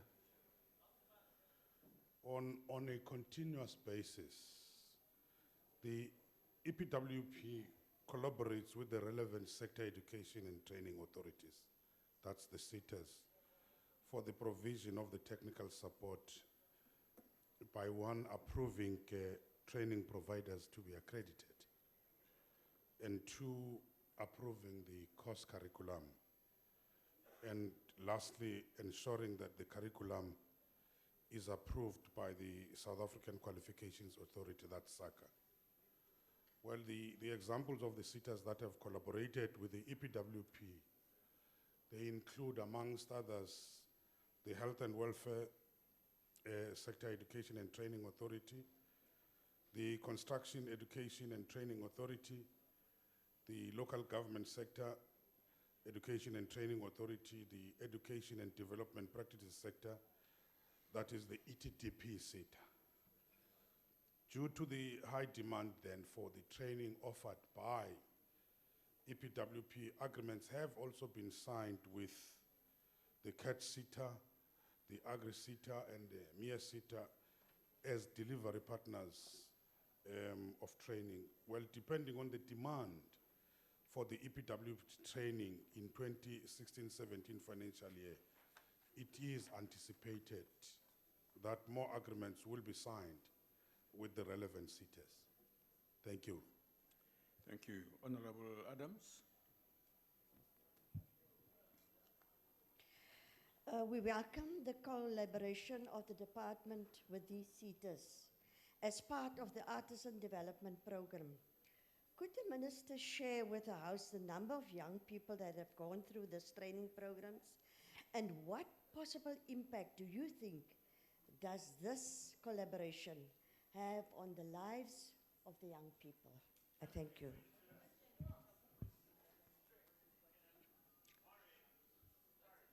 Emma,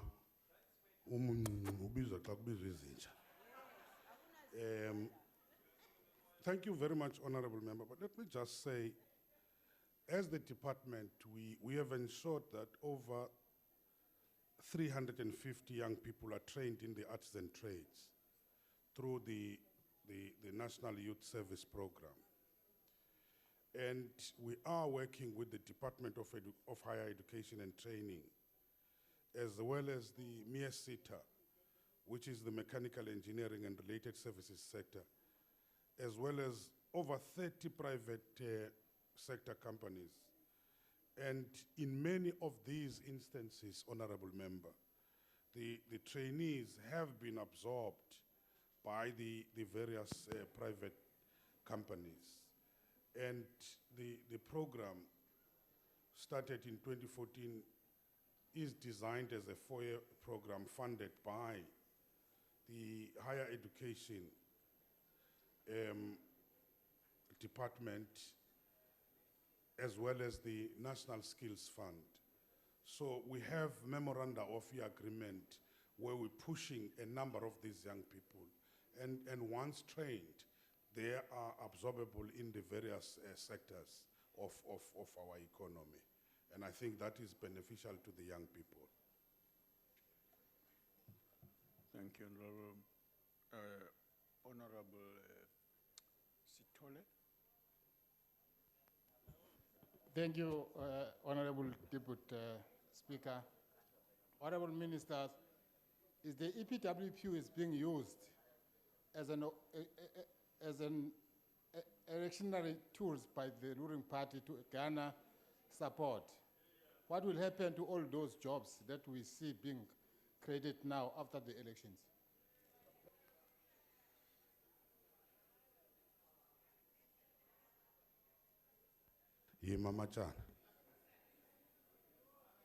This is not about electioneering. This is about creating job opportunities. This program has not been started now because there are going to be elections. This is a program which I think it's in its third phase in terms of the administrations, which had been started by the different administrations, and it continues to grow. And it's done by the employers, it's done by the various or levels of government. It's there in the national department, in the provincial government. In the Western Cape, it's not about a particular ruling party. There's a ruling party in the Western Cape, in the various municipalities which are controlled by the different parties. All of them, in fact, we implement this program through the various municipalities. It's never a political program. However, there have been tensions in how some of the candidates are picked up. And we have indicated, and there have been accusations, and accusations go to all the parties. For instance, in the Western Cape, there are serious accusations how the DA has abused this particular program. Equally, there have been accusations against other political parties, but it's not meant for that. It is meant to give an opportunity to some of the people.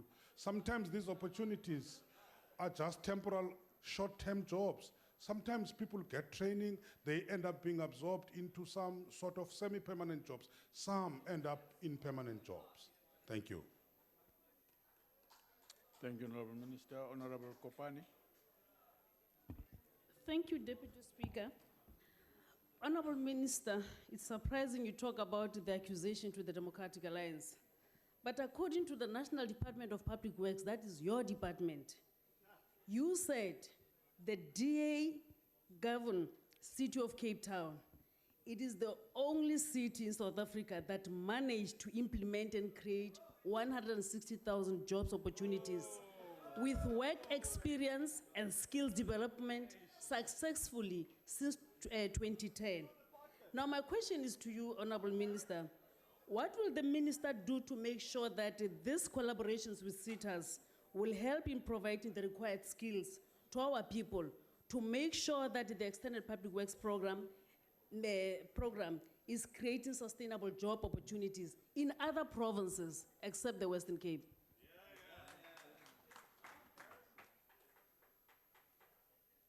It's very interesting that all of a sudden the DA now enjoys EPWP when they marched against what they call, they do not want 6 million job opportunities, they want the real jobs. But all of a sudden they are boasting about EPWP now. That's very interesting. What a contradiction indeed. And we have said, City of Cape Town is one of those who are doing well on this program. There are many other municipalities. But also remember, one of the criticisms we've laid against the City of Cape Town is that they are very, very short-term, chasing the numbers instead of chasing the quality.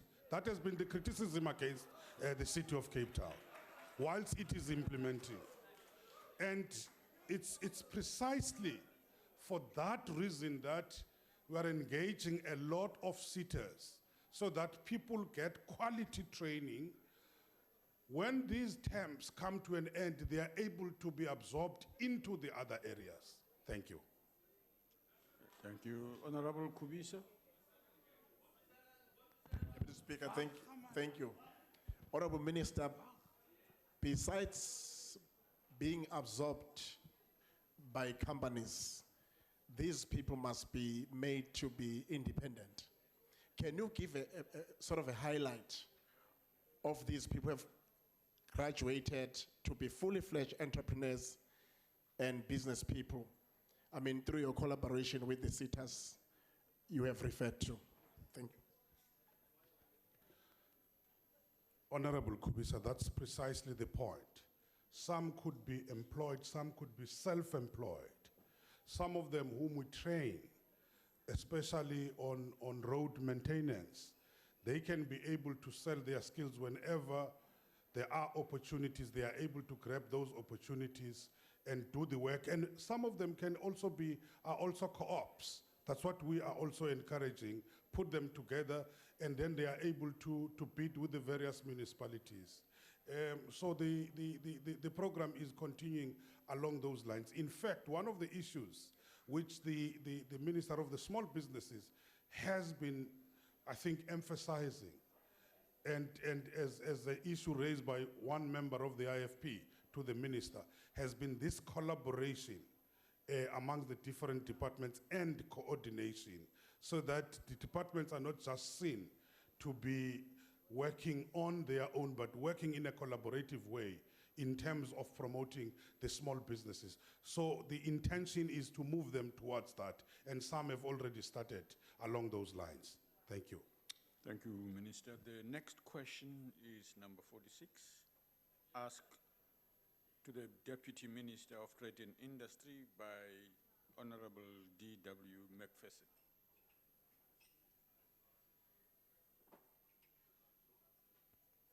Thank you very much, Deputy Speaker. I just want to say to the honorable member, there is no hard-won agreement that exists between the parties. Government, through the Department of Trade and Industry and the Economic Development, has an ongoing engagement with key stakeholders across the steel value chain. A package of measures to support the sustainability of the primary steel product and the downstream users will be announced in due course once an agreement has been reached. It is critical that a package of measures is carefully considered and consulted on to ensure that a package of supports the interests of both the upstreams and downstream labor-intensive manufacturing. I thank you. Honorable McPherson. Thank you, Deputy Speaker.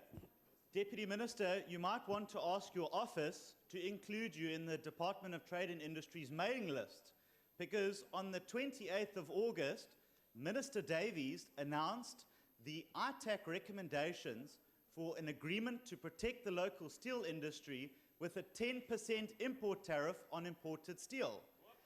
And there were two very important conditions: that there will be no price increases for the steel products in question, and that both companies, ArcelorMittal and Safsteel, will commit to no retrenchments. And then thirdly, that ITAC would initiate a review if these conditions were broken. Now, both conditions have been broken. Why is it that the department is protecting big business, or as you might like to call them, monopoly capital, at the expense of local steel industries? Honorable Deputy Minister.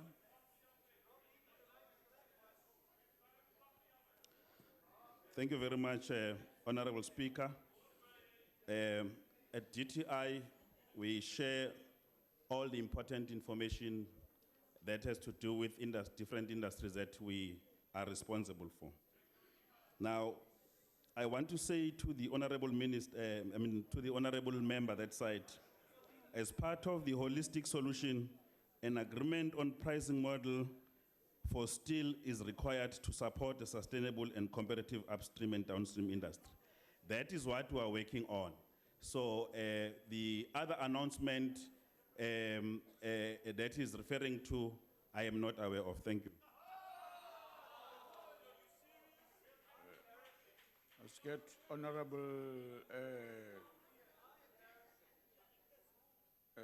Esther Hazen. Thank you, Deputy Speaker. Deputy Minister, as we just heard, there was a breach in the agreement by ArcelorMittal. Should us not draw penalties, as the unilateral price increase could lead to the collapse of the steel industry? So serious that breach was.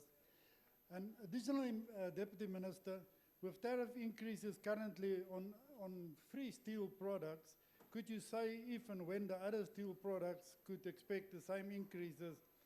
And if such tariff increases, well, are they actually still required, given that iron ore prices are currently peaking at levels not seen since 2009? Thank you. Honorable Deputy Minister. Thank you very much to the honorable member.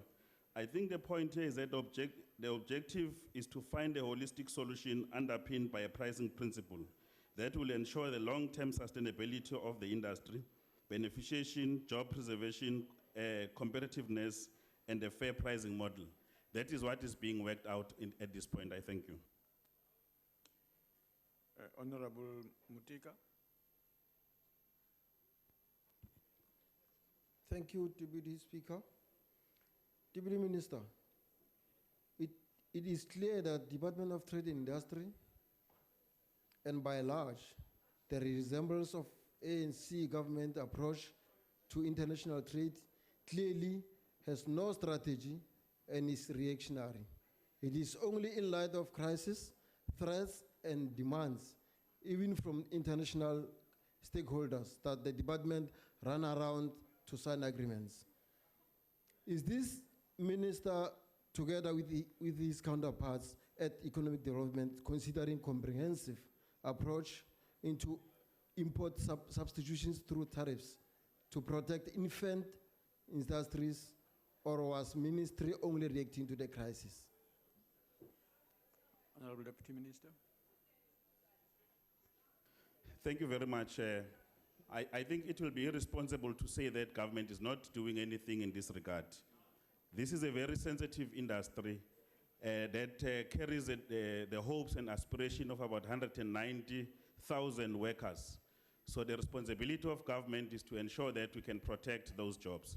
But in doing so, we want to find a sustainable long-term solution on these complex matters. I thank you. Thank you. Honorable Kalako. Thank you, Deputy Speaker.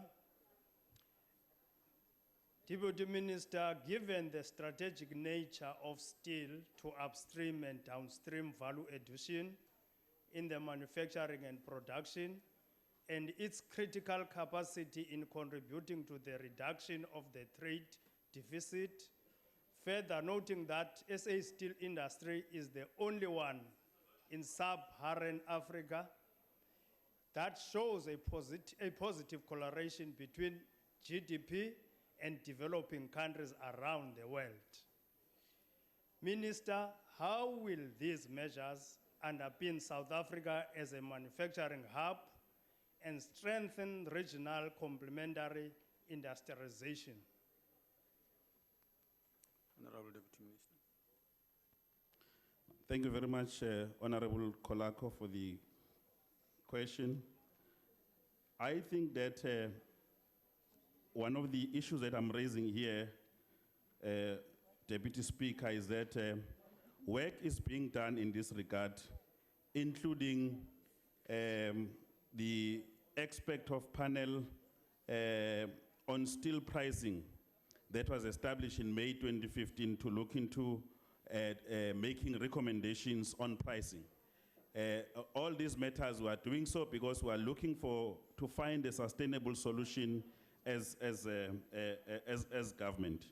We know that the role of SA steel industry is very critical. So in that regard, we are working tirelessly to ensure that we are able to find a sustainable solution. Thank you. Thank you, Honorable Deputy Minister. That concludes questions to that part. We now go into questions 80. We still have time? Yes. I don't see who is standing in for. Okay, all right. Honorable Kloppe. Thank you, Deputy Speaker. No, hold on.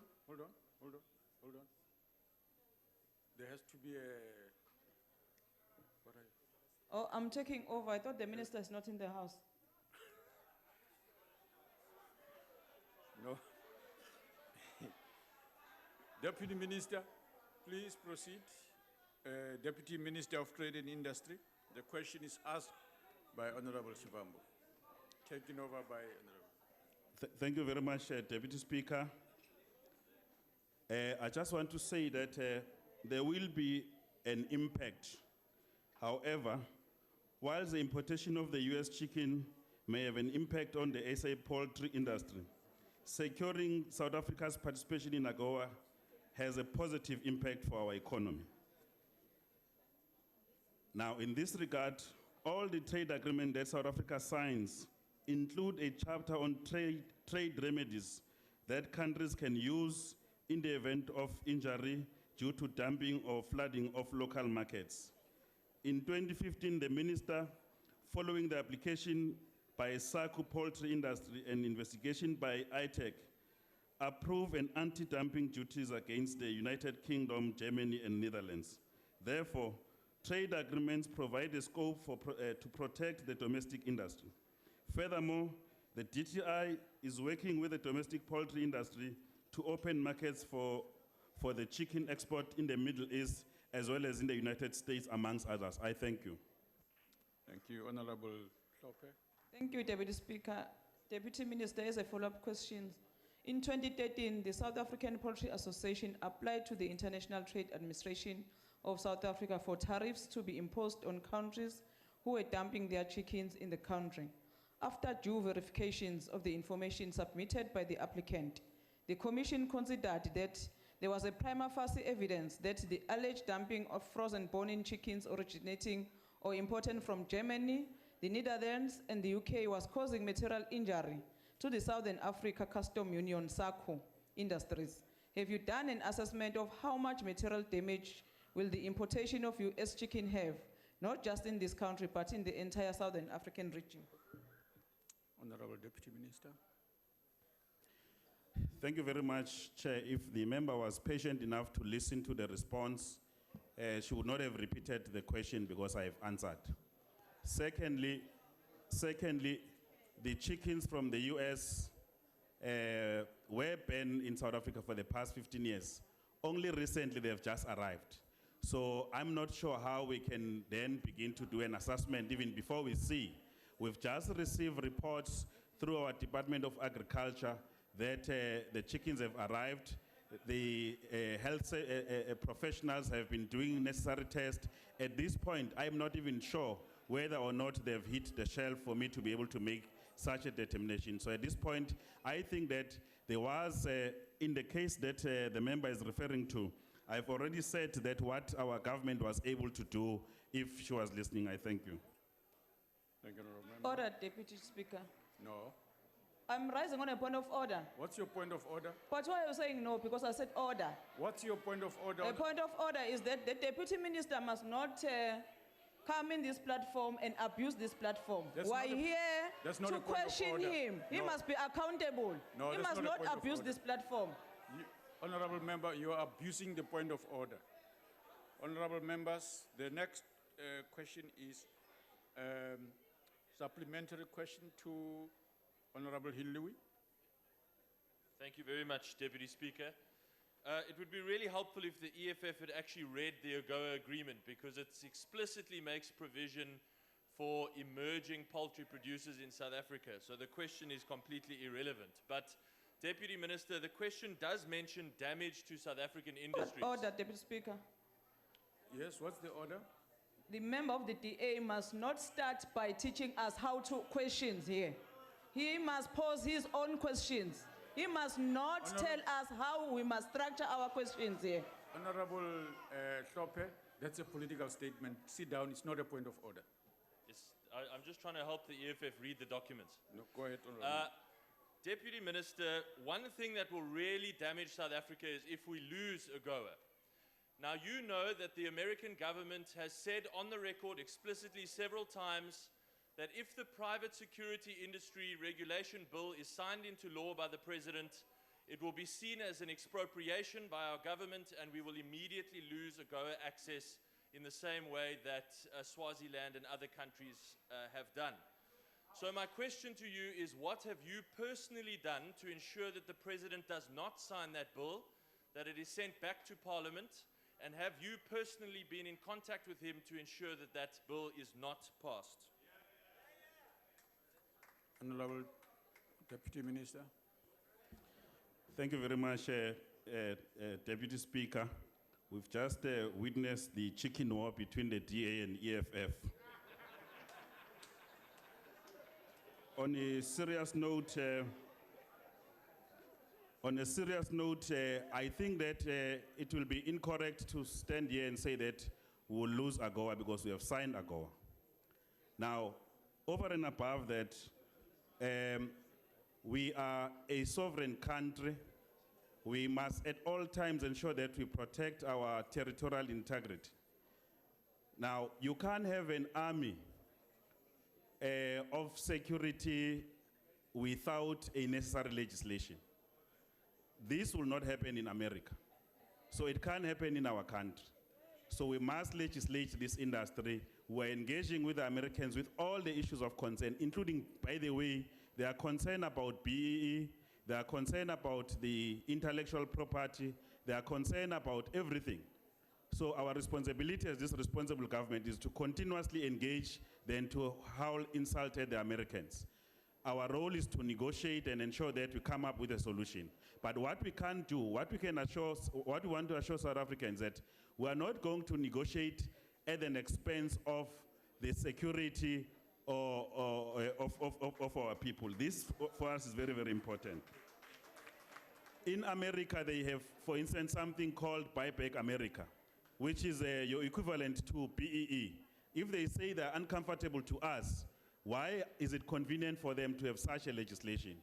But it is not for us to fight with them, it's for us to research and point out things so that we're able to give necessary response.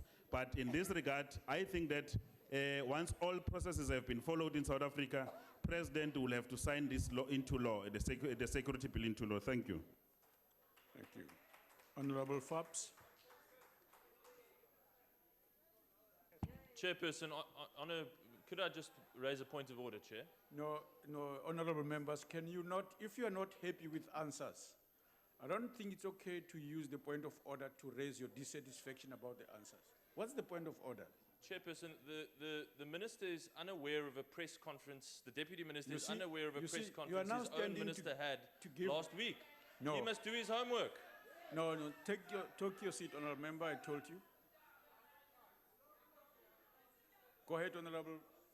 Thank you very much, Honourable Deputy Speaker.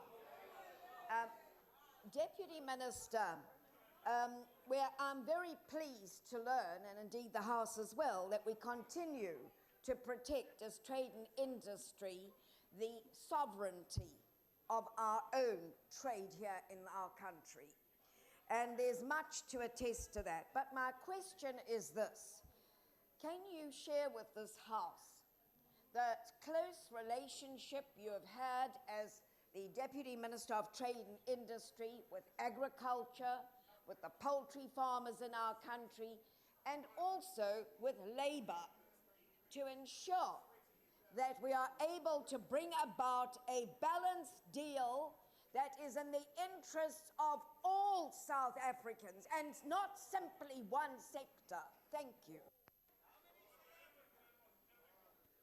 Honorable Minister, Deputy Minister. Thank you very much, Chairperson of the Portfolio Committee.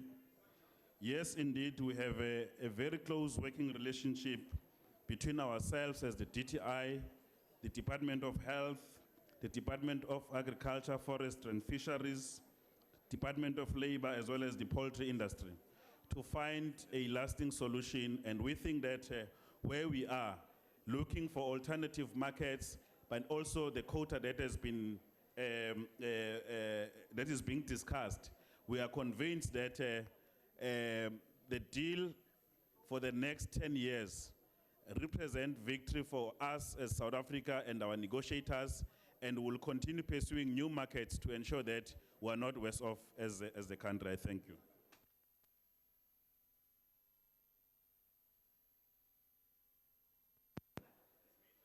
Esther Hazen. Thank you, Deputy Speaker. I want to share the same concern. I'm also a bit, that 65,000 ton to South Africa is actually a drop in the ocean of the 13 million ton that America produced. So I'm sure there's other factors behind this AGOA thing. But about it, Deputy Minister, as you already commented on that, we can't compare in terms of economic efficiency for global imports, mainly due to our higher production and rising feed costs.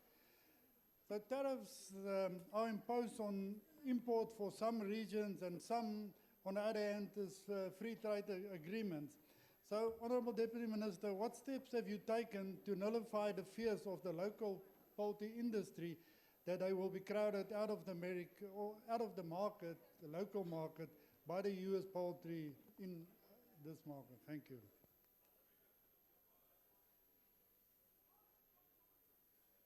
Honorable Deputy Minister. Thank you very much, Speaker, and the question.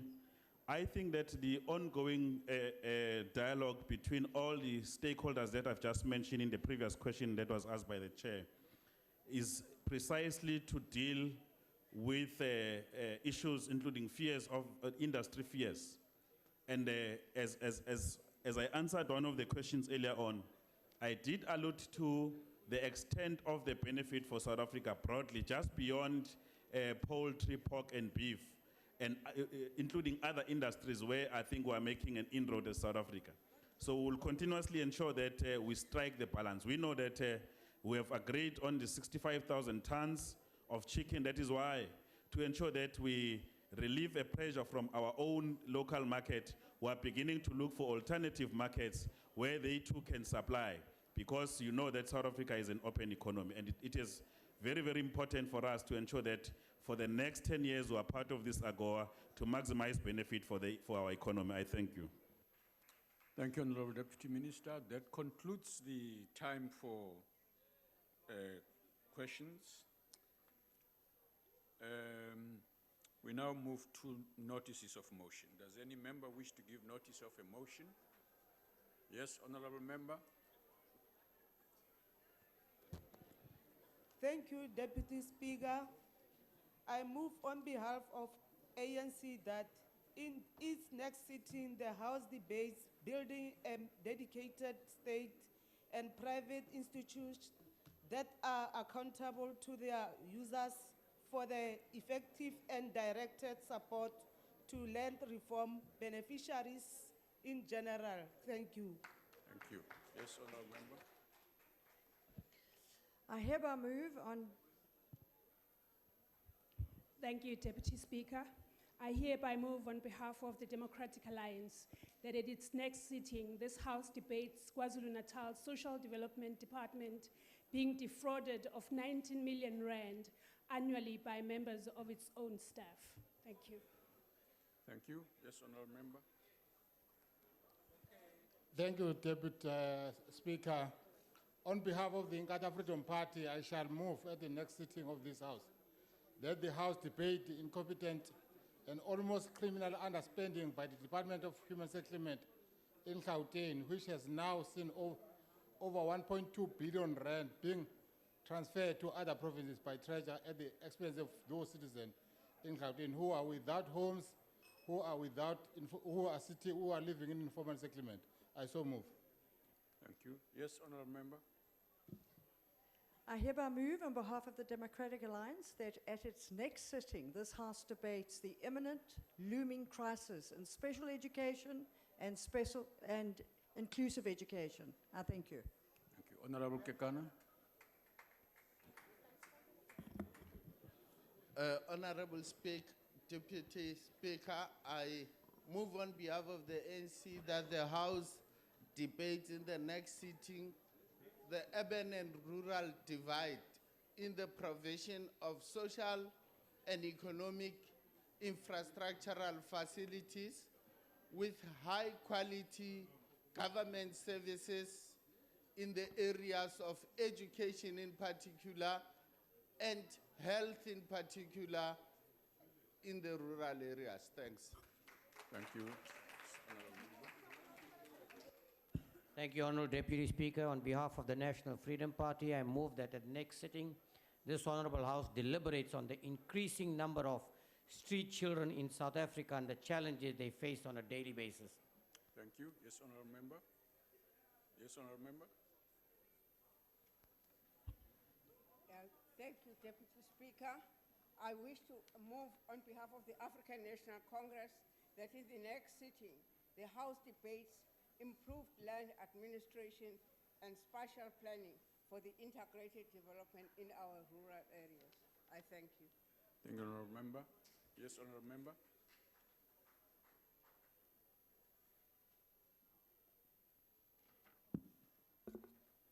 Hiermee versoek ek namens die Demokratiese Alliansie dat hierdie huis tydens die volgende sitting die verval van die rooi pad tussen Kommegas en Kleinsie debatteer. Dankie. Okay, yes, honourable member. Muteka. Thanks, Deputy Speaker. I rise on behalf of EFF that in the next sitting, the House debates the situation of the homeless citizens of our country who live with no shelter and meal day in, day out. I so move. Honourable Chilwane. Thank you, Deputy Speaker. I move on behalf of the ANC that in its next sitting, the House debates united action to strengthen border management through regional integration, underpinned human rights-driven immigration and asylum providing systems. I thank you. Thank you, honourable member.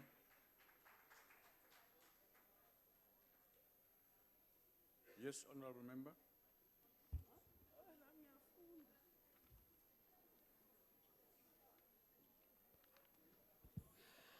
Ngiyabonga sihlalo. Ngokulandelayo bengithi asuke sikhulume ngalendlu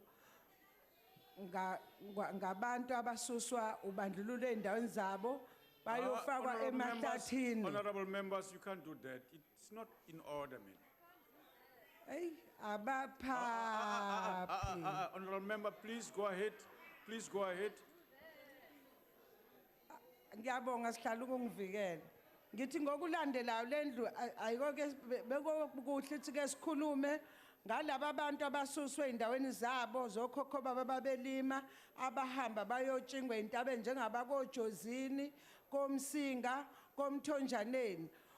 Ngiyabonga. Thank you. Yes, honourable Maseko. Thank you, Deputy Speaker.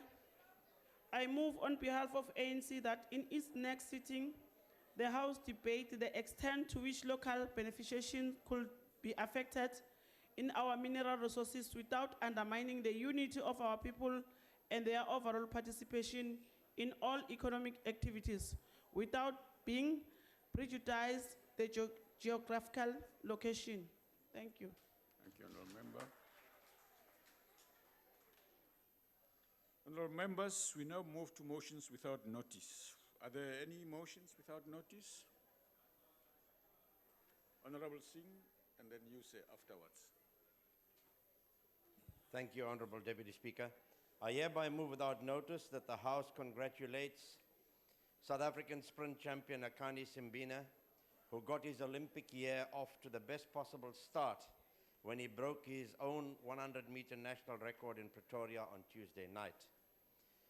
Two notes that the 22-year-old Simbine, competing in Athletics South Africa's night series meet at Pilditch Stadium in Pretoria, clocked 9.96 seconds to improve the mark by 0.01 seconds after he ran 9.97 in July last year.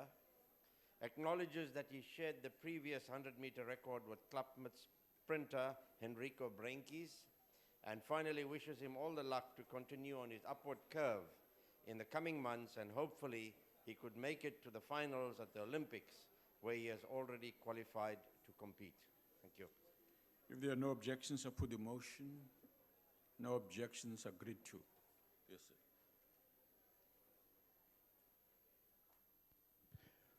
Honourable Speaker, I move on behalf of the ANC that the House notes that the Chief Whip of the majority party in Parliament, Comrade Stone Sizane, has resigned as a Member of Parliament on Wednesday, the 2nd March 2016. Further notes that his resignation has been as a result of his deployment to a new position of responsibility outside Parliament. Believes that Comrade Sizane has served the Parliament and the people of the Republic of South Africa with diligence and commitment, providing outstanding leadership to the caucus of the ANC in Parliament. Further believes that he has carried himself with humility, dedication, and honor in his servitude to Parliament and the peoples of the Republic of South Africa.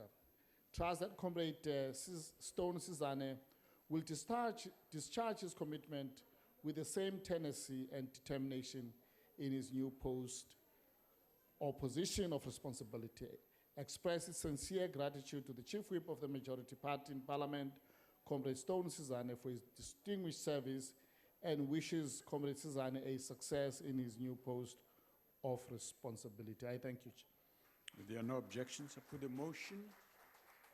No objections, agreed to. Yes, honorable member at the back. Come back to you. Thank you, Deputy Speaker. I move without notice on behalf of the NFP that this House notes that an arson attack on a family in Setumole section in the northwest town of Costa has killed 7 members of a family. And also notes that the arson attack is believed to have happened in the early hours of Tuesday, the 8th March, while the family was sleeping. And notes that the deceased were grandmother aged 75 and 6 children aged between 3 and 12. Finally notes that a police investigation is underway, but no arrests have been made yet. Wherefore, we call upon this House to extend its heartfelt condolences to the family and the loved ones of those who have died so tragically in the arson attack, and also call upon those investigating this attack on defenseless people to leave no stone unturned to bring the perpetrators to justice. I so move. If there are no objections, I put the motion. No objections, agreed to. Honorable Klope. Thank you, Deputy Speaker. I rise on behalf of the FF to move without notice that the House notes that the IEC has reported that more than 3 million voters visited their voting station, of which more than 500,000 were new registrations. Note that almost 80% of the new registrations were voters under the age of 30 years. Acknowledge that the only undisputed and proper explanation to this sudden increase in the number of voter registration, re-registration, and those who wanted to confirm their status and update their information can only be explained by the existence of the EFF. We urge more people, young and old, in the urban and rural areas, workers and those unemployed, to use this opportunity of the 9th and 10th April to increase these numbers in order to vote for EFF councillors.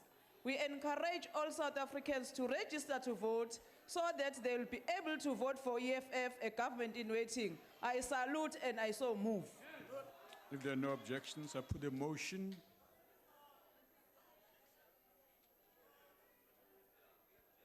We oppose the motion also that they also have not circulated the motion.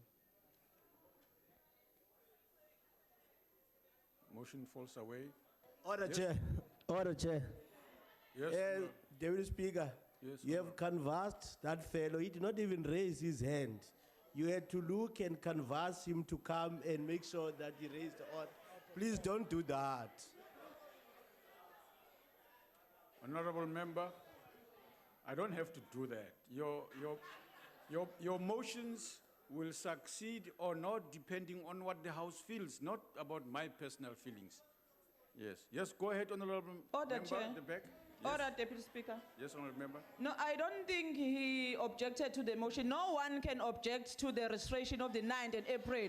Only ANC can do that. Honorable member, take your seat down, please. No, he didn't object for the registration to take Honourable place on the member. 9th April. He's not serious. Go ahead, honorable member, that motions fall away. Thank you, Honorable Chair. I move on behalf of the United Democratic Movement that the House notes that today, 9th March 2016, marks the first day of the first global gathering of African scientists, the next Einstein Forum in Dakar, Senegal. And the event was attended by over 1,000 people from more than 100 countries. Further notes that it is shaping up to be the most significant discussion yet in harnessing Africa's scientific talent. Recognizes that in the top 15 young African fellows who were selected to showcase the incredible research that Africa's scientists and technologists are doing are 3 South African students. Applauds the following individuals: Hlopeni Jackson Mahakalala, who specializes in infectious diseases, tuberculosis research at the University of Cape Town and Harvard School of Public Health. Alta Shoot for hypertension and heart disease in African populations from the South African Medical Research Council. And the last student, Amanda Weltman, for physical cosmetology from the University of Cape Town. I so move. If there are no objections, I put the motion. No objections, agreed to. Yes, honorable member.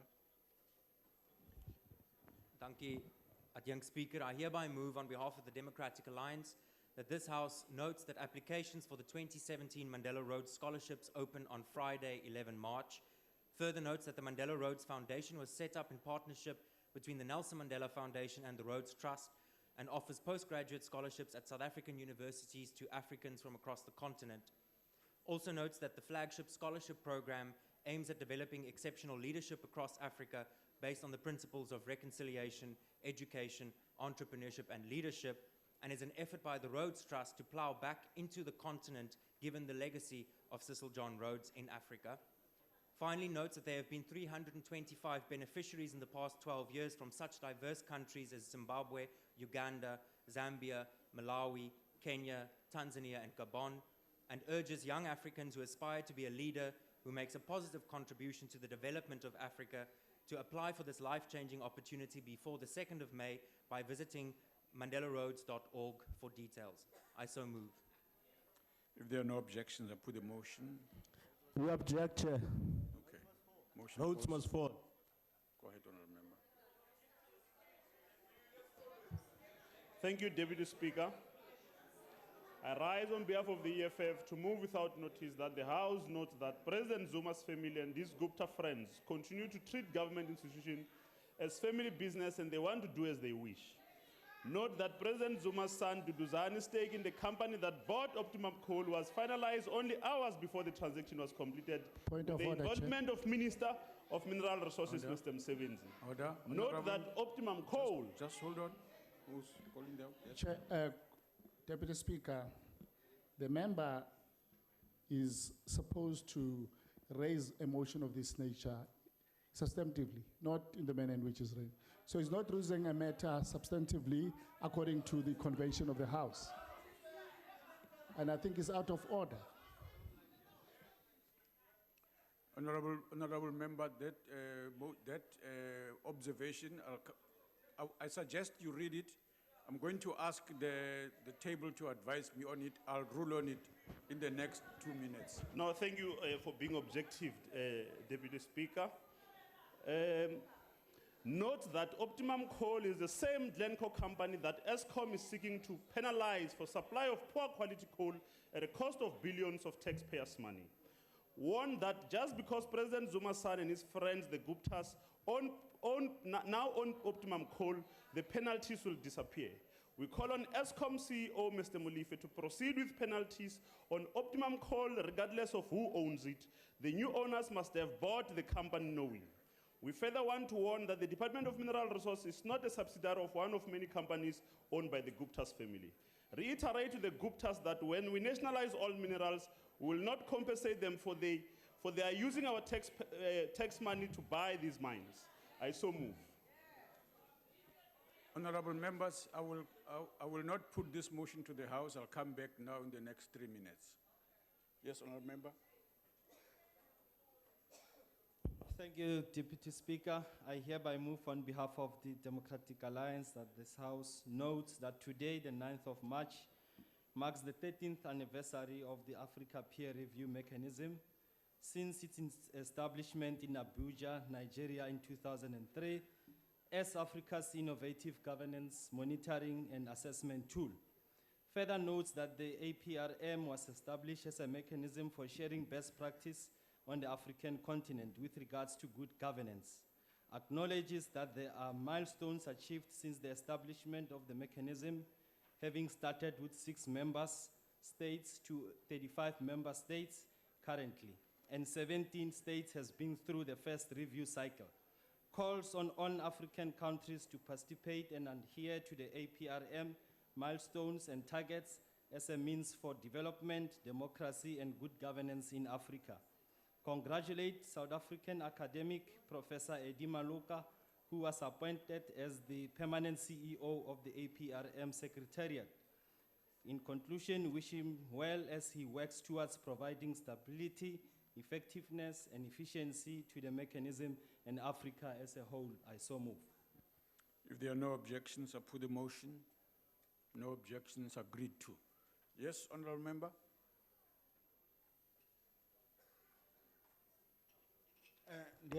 Ndiyalivhuwa muthusa chidulo ndikho ima ndi tshi khou dzinginya ndo imela economic freedom fighters ndi tshi dzinginya uri hu ambiwe ndi songo ḓivhadza nnḓu uri hangei vhukati ya bada ya Malamulele i tshi ya Giyani i na madindi mahulwane vhukuma ane madindi a hone a swika hune a tonga hafu ya iḽa swimming pool i re ngei Nkandla.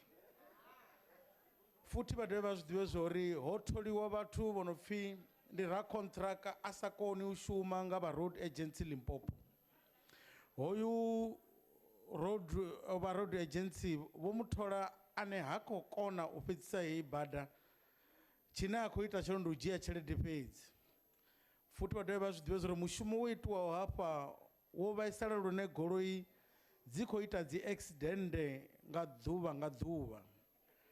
Futhi navho ramimoḓoro vha khou wana dzi phantshara ḓuvha ḽiṅwe na ḽiṅwe ngori bada yo goya nga madindi. Vha dovhe futhi vha ze vha vho contractor vho no khou tholiwa hangei Limpopo kha mimasipala vha na tshithu tshithihi tshine vha fana ngatsho tshine vha vhonala vha na vhuṱumekanye na ANC. Zwino ri khou ri havha vhathu vha fhiwa dzi contractor hu tshi khou ḓivhiwa zwo pfhi vha ḓo dovha vha wana zwa tshanḓanguvhoni uri tshi ye kha vhahulwane vha ANC vhunga zwo ralo na kha muhulwane wavho. Zwino ri khou humbela vha SANRAL na vha Department of Transport vha ye vha thuse road agency Limpopo uri i lugise bada ya vhukati ha Malamulele na Giyani. Futhi ri dovha ra vhudza vhathu vha Malamulele na vha Giyani uri vha hane u votela ANC kha dzi khetho dzi ḓaho dza masipala. Ndi khou dzinginya. There are no objections. I put the motion. Objections, Chair. Okay. Motion falls away. Yes, honorable member at the back.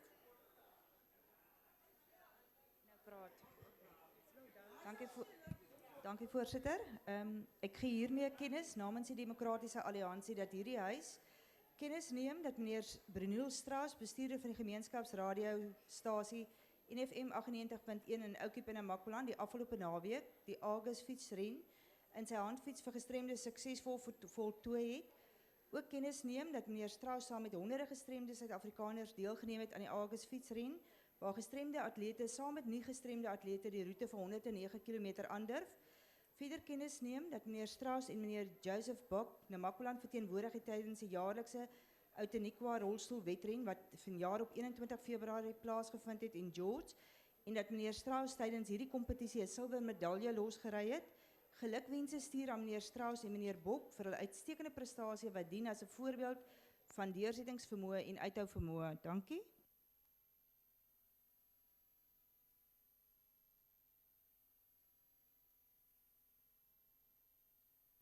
If there are no objections, I put the motion. No objections, agreed to. Yes, honorable member. The member next to you, Honorable Matthias. My name is Tembingosi Khawula. Diakwa, I rise on behalf of the economic freedom fighters, the movement for poor emancipation, to move without notice that the House notes that the integrity of the IEC has been tested over the weekend during the voter registration.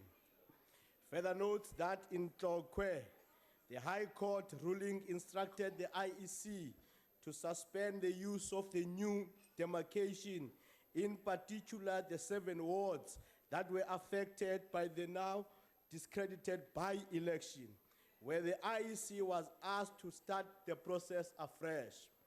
Acknowledges that the IEC has refused to comply with the court ruling, bringing the registration weekend into disrepute and compromising the IEC integrity. Further acknowledges that the IEC integrity is important to sustain the South African electoral democratic process, reaffirm the importance of having an impartial electoral body whose integrity is beyond reproach, and whose fairness is not doubted by any political party. But we know that Zuma has corroded the dignity of the most important agencies of the state, the IEC included. We're calling upon this House to hold Point IEC of order. accountable in defense Yes, of our Honourable Member. democracy. Honorable We- Tembingosi, Kaumangan Bab. Yes, Honorable Member. Deputy Chair, we contest the presentation because it raises matters in the same way as we raised the other one, that it need to be raised with substantive evidence. No, but on a point of order, Deputy Speaker. I think the honourable member must stop disrupting these proceedings. Because previously your own rulings. Honourable Member. In your own rulings, you have said that if members disagree with motions that are read here, they've got an opportunity to object. Honourable This member must stop disrupting us here. We're busy working. Honourable And he Member. must sit down. There's no need for him to be agitated over motions. Honourable Member. Honourable Member, take your seat. Honourable Member, firstly, the rules of the House prevents you from calling any member in the House by his or her name. You know that. So, from the President to every one of members of the House, you know what to say. It's not the rules apply to him when he is here and when you talk about him. That member is using me to become the chief whip, Honorable Speaker. That member is using me to become a chief whip. I withdraw. We further call on people of Point of order, Chair, point of order. Honorable Member, what are you withdrawing? I'm withdrawing calling Zuma by his name. I'm saying Honorable Zuma. Honorable Chair, Honorable Member. Honorable House Chair, Yes. Deputy Speaker, Yes, Honorable Member. we cannot sit here and be insulted. Honorable Mahlangu is a whip. He's a duty whip. He's got a responsibility to object to anything that is wrong in this house. So you cannot call him that man. He is the honorable member.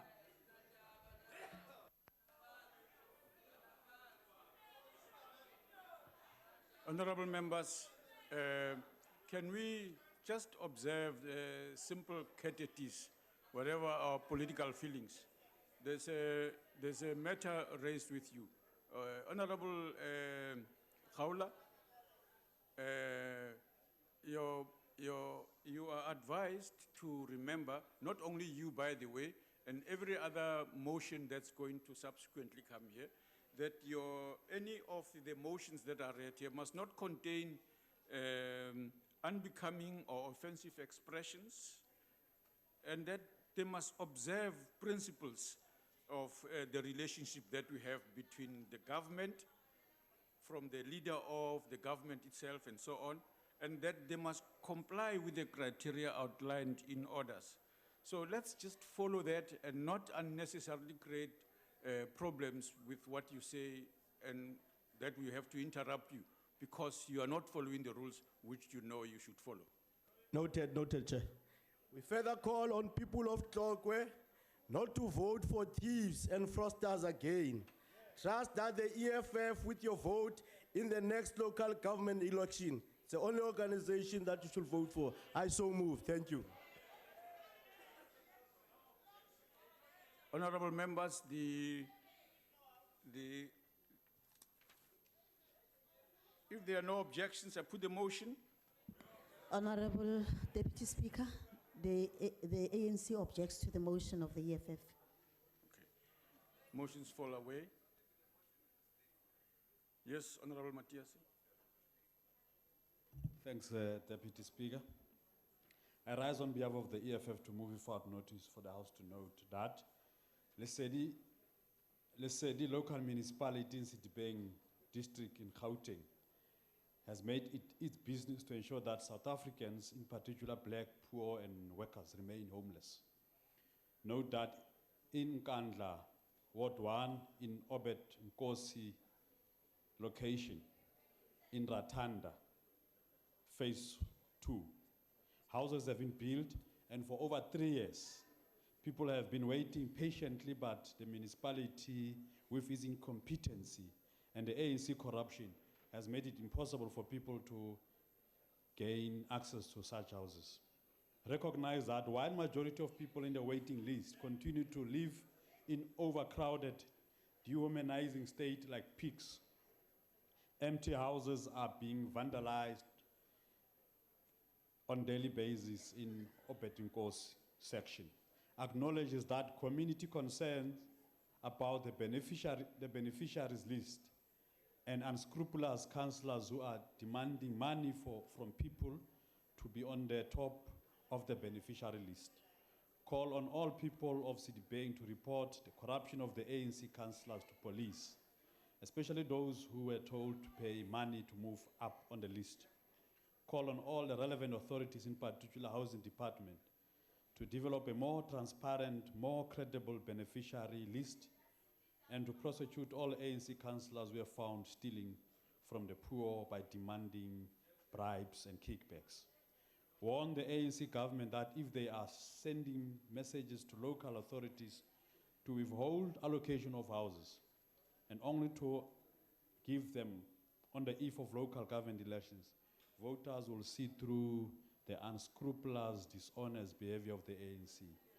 Warn the ANC that if it thinks that it is unassailable, invisible, it must be reminded, and I quote Karl Marx and Friedrich Engels, all that is solid melts into air. Be warned. There are no objections. I move the motion.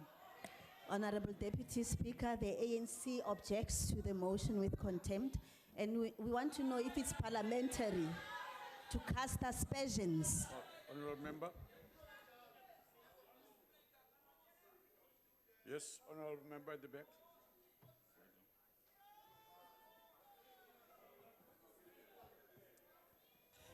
I rise on behalf of the EFF to move without notice that the House notes that the abuse and exploitation of workers at Phoenix Trade Port in Durban, abuse smeared with racial undertones. Know that African women suffer the most exploitation, particularly at the end of the week before they receive their wages. They are forced to perform acts of sexual nature by their employers. Acknowledge the journalist who is now arrested for exposing this exploitation under bogus charges for repeatedly giving victims an opportunity to tell of their ordeal on radio. Recognize that Office of the Premier established a commission of inquiry into activities of Phoenix Trade Port, and we understand that since the company delivered loads of food parcel in President Zuma's Nkandla homestead, the Premier's office has now buried the report. We call on the Human Rights Commission to investigate the matter as it has already been brought to their attention. We call on the Premier to release the Commission of Inquiry report with immediate effect. Honourable Member, will you just take your seat, please? Why are you rising, Honourable Member? Well, I'm raising on a point of order that in what the member has just said, in line with the convention of the House, they should raise that in a substantive motion. They have cast aspersions on the President, and I think that matter cannot be left unchallenged. Honourable Member, I will check the answer. I will allow the member to complete the motion, and then I will put it to the House. Thank you for your objectivity. Reiterates that it is through economic liberation that Africans, in particular black people's dignity, will be restored. And the EFF will continue to call for a national minimum wage. We call on all South Africans, young and old, to vote for the economic freedom fighters in the upcoming local government elections. A luta continua. Honourable members, I now put the motion. Are there any objections?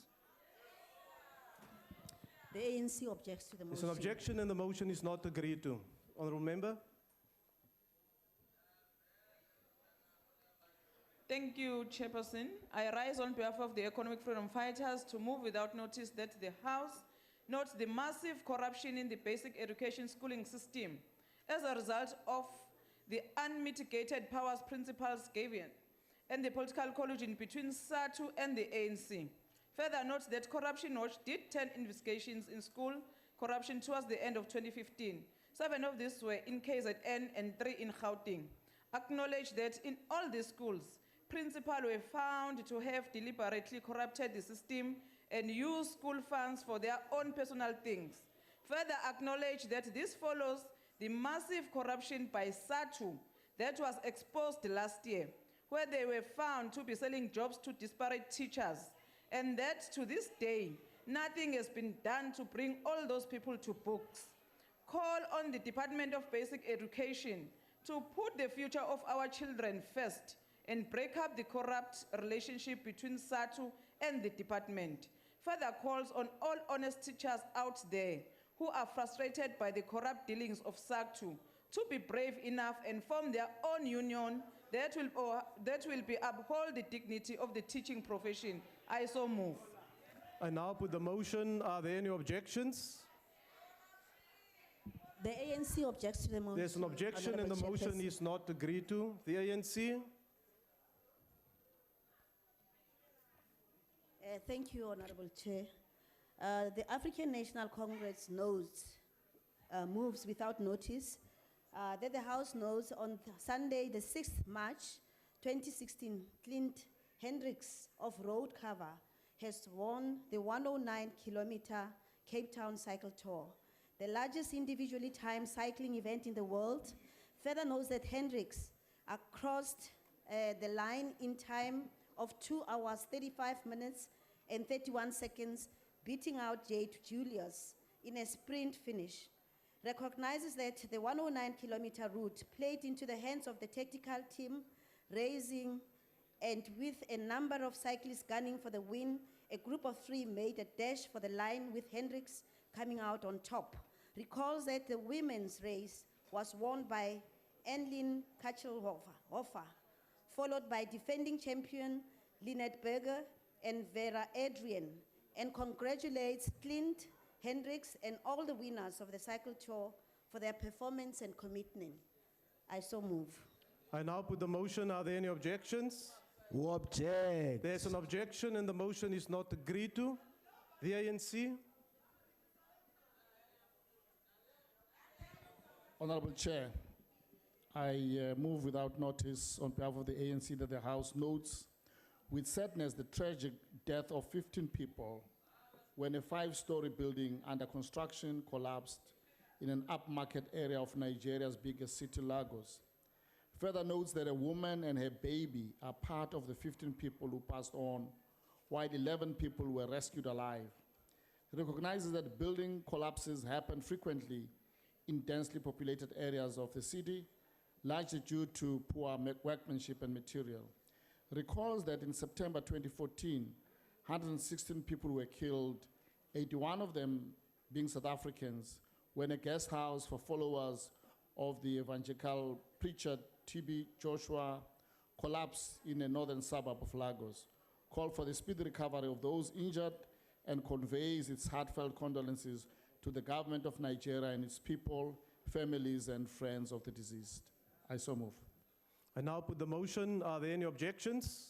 Who object to the Chief Whip There's motion? an objection and the motion is not agreed to. The honourable member at the back. Thank you. Order, honourable members. Thank you, Chairperson. I move on behalf of the United Democratic Movement that the House notes that on the 7th March 2016, it was reported that an angry mother was turned away at Pearl Hospital after her 4-year-old daughter was raped last week. Further notes that upon arriving at the hospital, her mother explained that her daughter was raped, but was soon turned away. Recalls the mother went back to the hospital the following day and was not given any explanation regarding her daughter's condition. Acknowledges that the suspect was apprehended and appeared in the Pearl Magistrate Court on a charge of rape, and since it was not a departmental policy to turn someone in need of medical assistance, the provincial department will assist her in identifying the person who had turned them away from hospital. Condemn sexual offense, condemn sexual violence against women and children. I so move. And now put the motion. Are there any objections? No objections, agreed to. Are there any further motions without notice? The secretary will read the order of the day. Consideration of fiscal framework and revenue proposals, and of report of standing committee on finance thereon. Can the table provide me with a speakers list, please? I now call upon the Honorable Karim.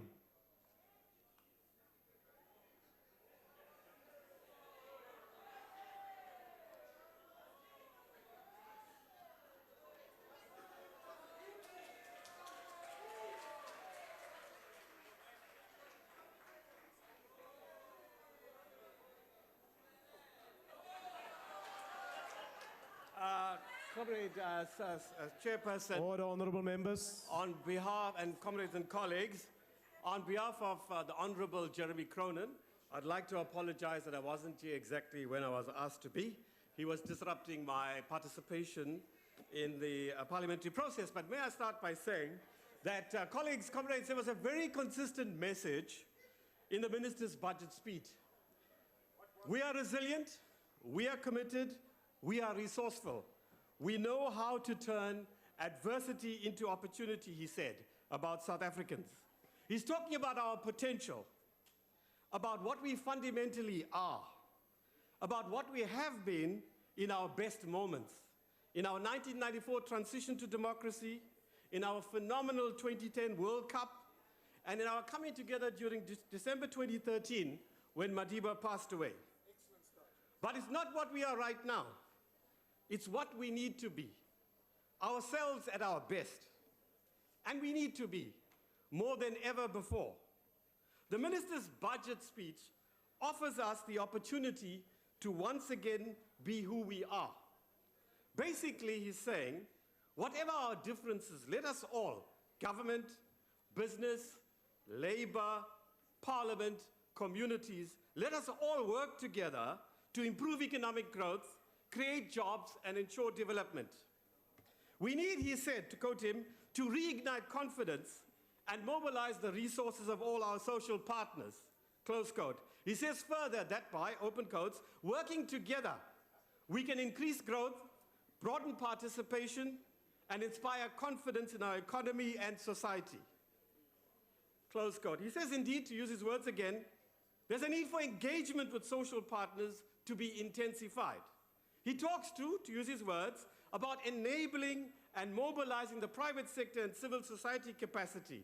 He says the budget needs, and I quote again, the budget signals, he says, the actions underway to improve policy coordination and collaboration between social partners and stakeholders, close quotes. He talks about the need, to use his words, to act together and to have, again his words, bold and constructive leadership. And crucially, colleagues, he says, above all, we need action, not just words. But action, not just from National Treasury, not just from government as a whole, but all of us in this country. This means Parliament too. It's not for us to fold our arms smugly and endlessly criticize and critique the executive. We must do more. We must hold the executive to far more rigorous and vigorous oversight, but in ways that advance the country's needs for economic growth, job creation, and development. We need to offer far more concrete proposals on how to do this. We need to mobilize our constituencies to contribute to these goals. We as MPs need to apply the minister's words. Above all, we need action, not just words, to ourselves. Our reports to Parliament need to be far more goal and action directed. Though our current fiscal framework report tabled in the ATC this morning is more in keeping with this approach than previous ones, we still have a long way to go to make them more useful. I draw in any case in good part now on what the report actually says. In our report we say, and I quote, the majority in the committees recognized the extremely difficult economic conditions in which the budget had to be shaped, with a particular focus on avoiding a sovereign downgrade, and believed that the budget is a remarkable attempt at finding the right balances between competing needs and interests. And here I need to stress that this budget does not repeat the mistakes of other countries who, when faced with similar challenges, have opted for shock therapy. The approach that says, take the economic medicine now and everything will be better in the future.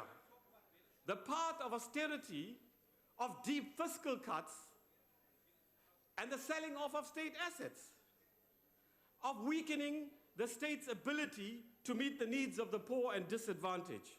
Rather, here the government has chosen a fiscal strategy that puts in place some of the building blocks of greater economic growth down the road. Now it's up to us, all of us, to make this work in the country's interests, never mind our many differences. In our report, we welcome the decision to locate this budget more firmly within the context of the NDP, whatever our differences may be on aspects of it. The committee also says, and I quote, that we welcome the ambitious targets National Treasury has set for the reduction of deficits, debt to GDP ratios, and curtailment of unnecessary expenditure. We ask the National Treasury for progress on these targets in its quarterly reports to us. While recognizing that National Treasury needs the full cooperation of all three spheres of government and public entities, we require it to provide detailed briefings on the reduction of unnecessary public expenditure. In our report, we stress that government needs to do far more to address the structural constraints on economic growth that it itself has increasingly identified in recent years.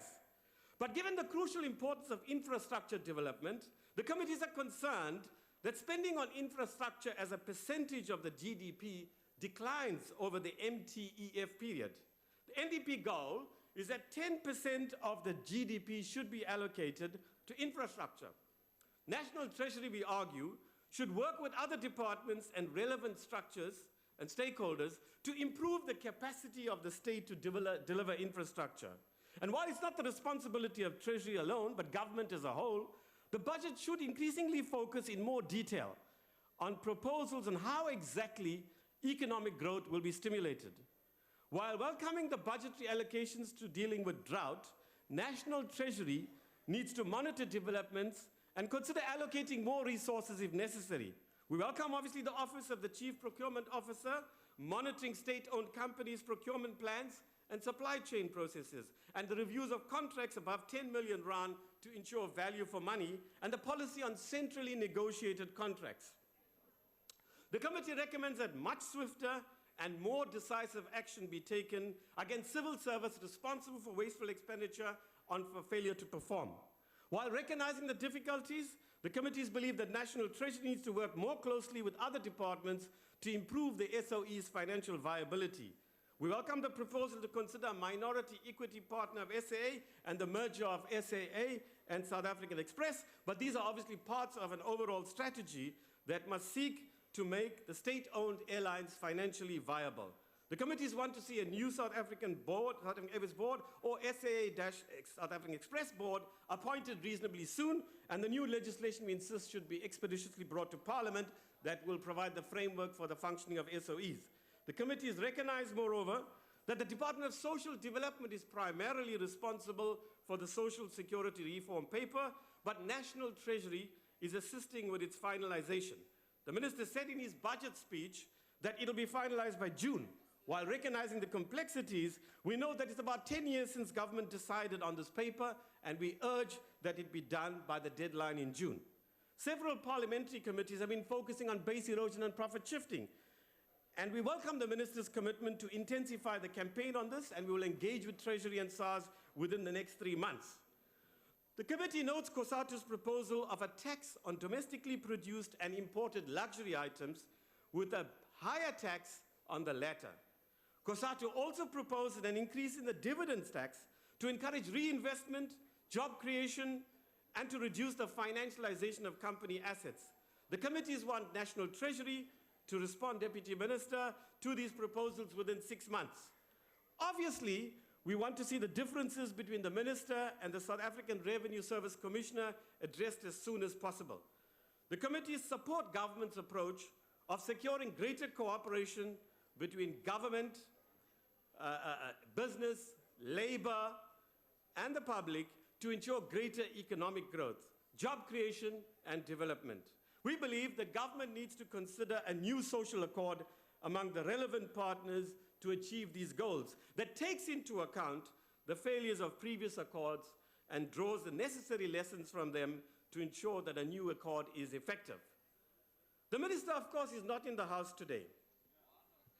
The DA made a huge hoo-ha about this at yesterday's Joint Finance Committee's meeting and demanded in the usual David Mania drama king fashion that the debate be postponed. And of course, less than a second later, he shot off a media release. Was the media statement prepared the night before, Mr. Mania? Mr. Mania so loves the media spotlight. Every evening, he spends hours racking his little brain to work out just what angle he should take in his next media release to attack the ANC and government. Is this publicity for him personally or for the DA? Even Honorable he Karim, doesn't know. will you take your seat, please? I anticipated that. So, Will you take your seat, please? Yes, Honorable Member, why are you rising? Thank you, Honourable House Chair. When last I heard it was Honourable Mania, not Mr. Mania. Thank you. Yes, address the members, Honorable Karim. for what it's worth, Honorable Mr. Mania, of course the Minister should be in the House for the fiscal framework debate, as he himself will agree. He's a former chairperson of a committee in this very House. He hasn't been absent before, nor is he likely to be again. These are exceptional circumstances requiring exceptional measures. He had to move swiftly to reassure the ratings agencies and institutional investors. So he's out of the country. But he has a perfectly competent deputy minister who's more than able to manage this debate. There are, as Mr. Mania knows so well, the Honorable Mr. Mania well knows, onerous deadlines in the Money Bills Act for Finance and Appropriation Committees in both houses to process the policy and legislative proposals related to the budget within these very rigorous timelines, as I said. So postponement would have created huge challenges, not least, as the NCOP told us, financial implications for the adverts and so on for public hearings in the provinces. But does the DA care? No. Of course we want effective opposition. That's the lifeblood of a democracy. But it has to be politically and intellectually challenging opposition, not this mindless soundbite opposition for opposition's sake. The DA just wants to see the economy collapse so they can get a few votes. I'm sure they're gloating about Moody's decision today to review South Africa for a possible downgrade. Contrast their attitude to that of the EFF. The EFF says, look, we don't like the ANC. We don't like this government, but we'll support this budget, never mind our objections to parts of it. They say, we just don't want to see a ratings downgrade to junk status, as this will have negative consequences for all of us, and disproportionately for the poor and disadvantaged. If the ship sinks, they say, we all sink with it. Of course, the DA too. They just don't get it. But the ship won't sink. But there's nothing inevitable or inexorable about that. By working collectively, cooperatively, never mind our differences, we can stabilize it and direct it towards the correct path. That's the challenge, colleagues. The DA is not up to it, but the rest of the country is. Let's just move on and leave them behind. The next speaker is the Honorable Mania.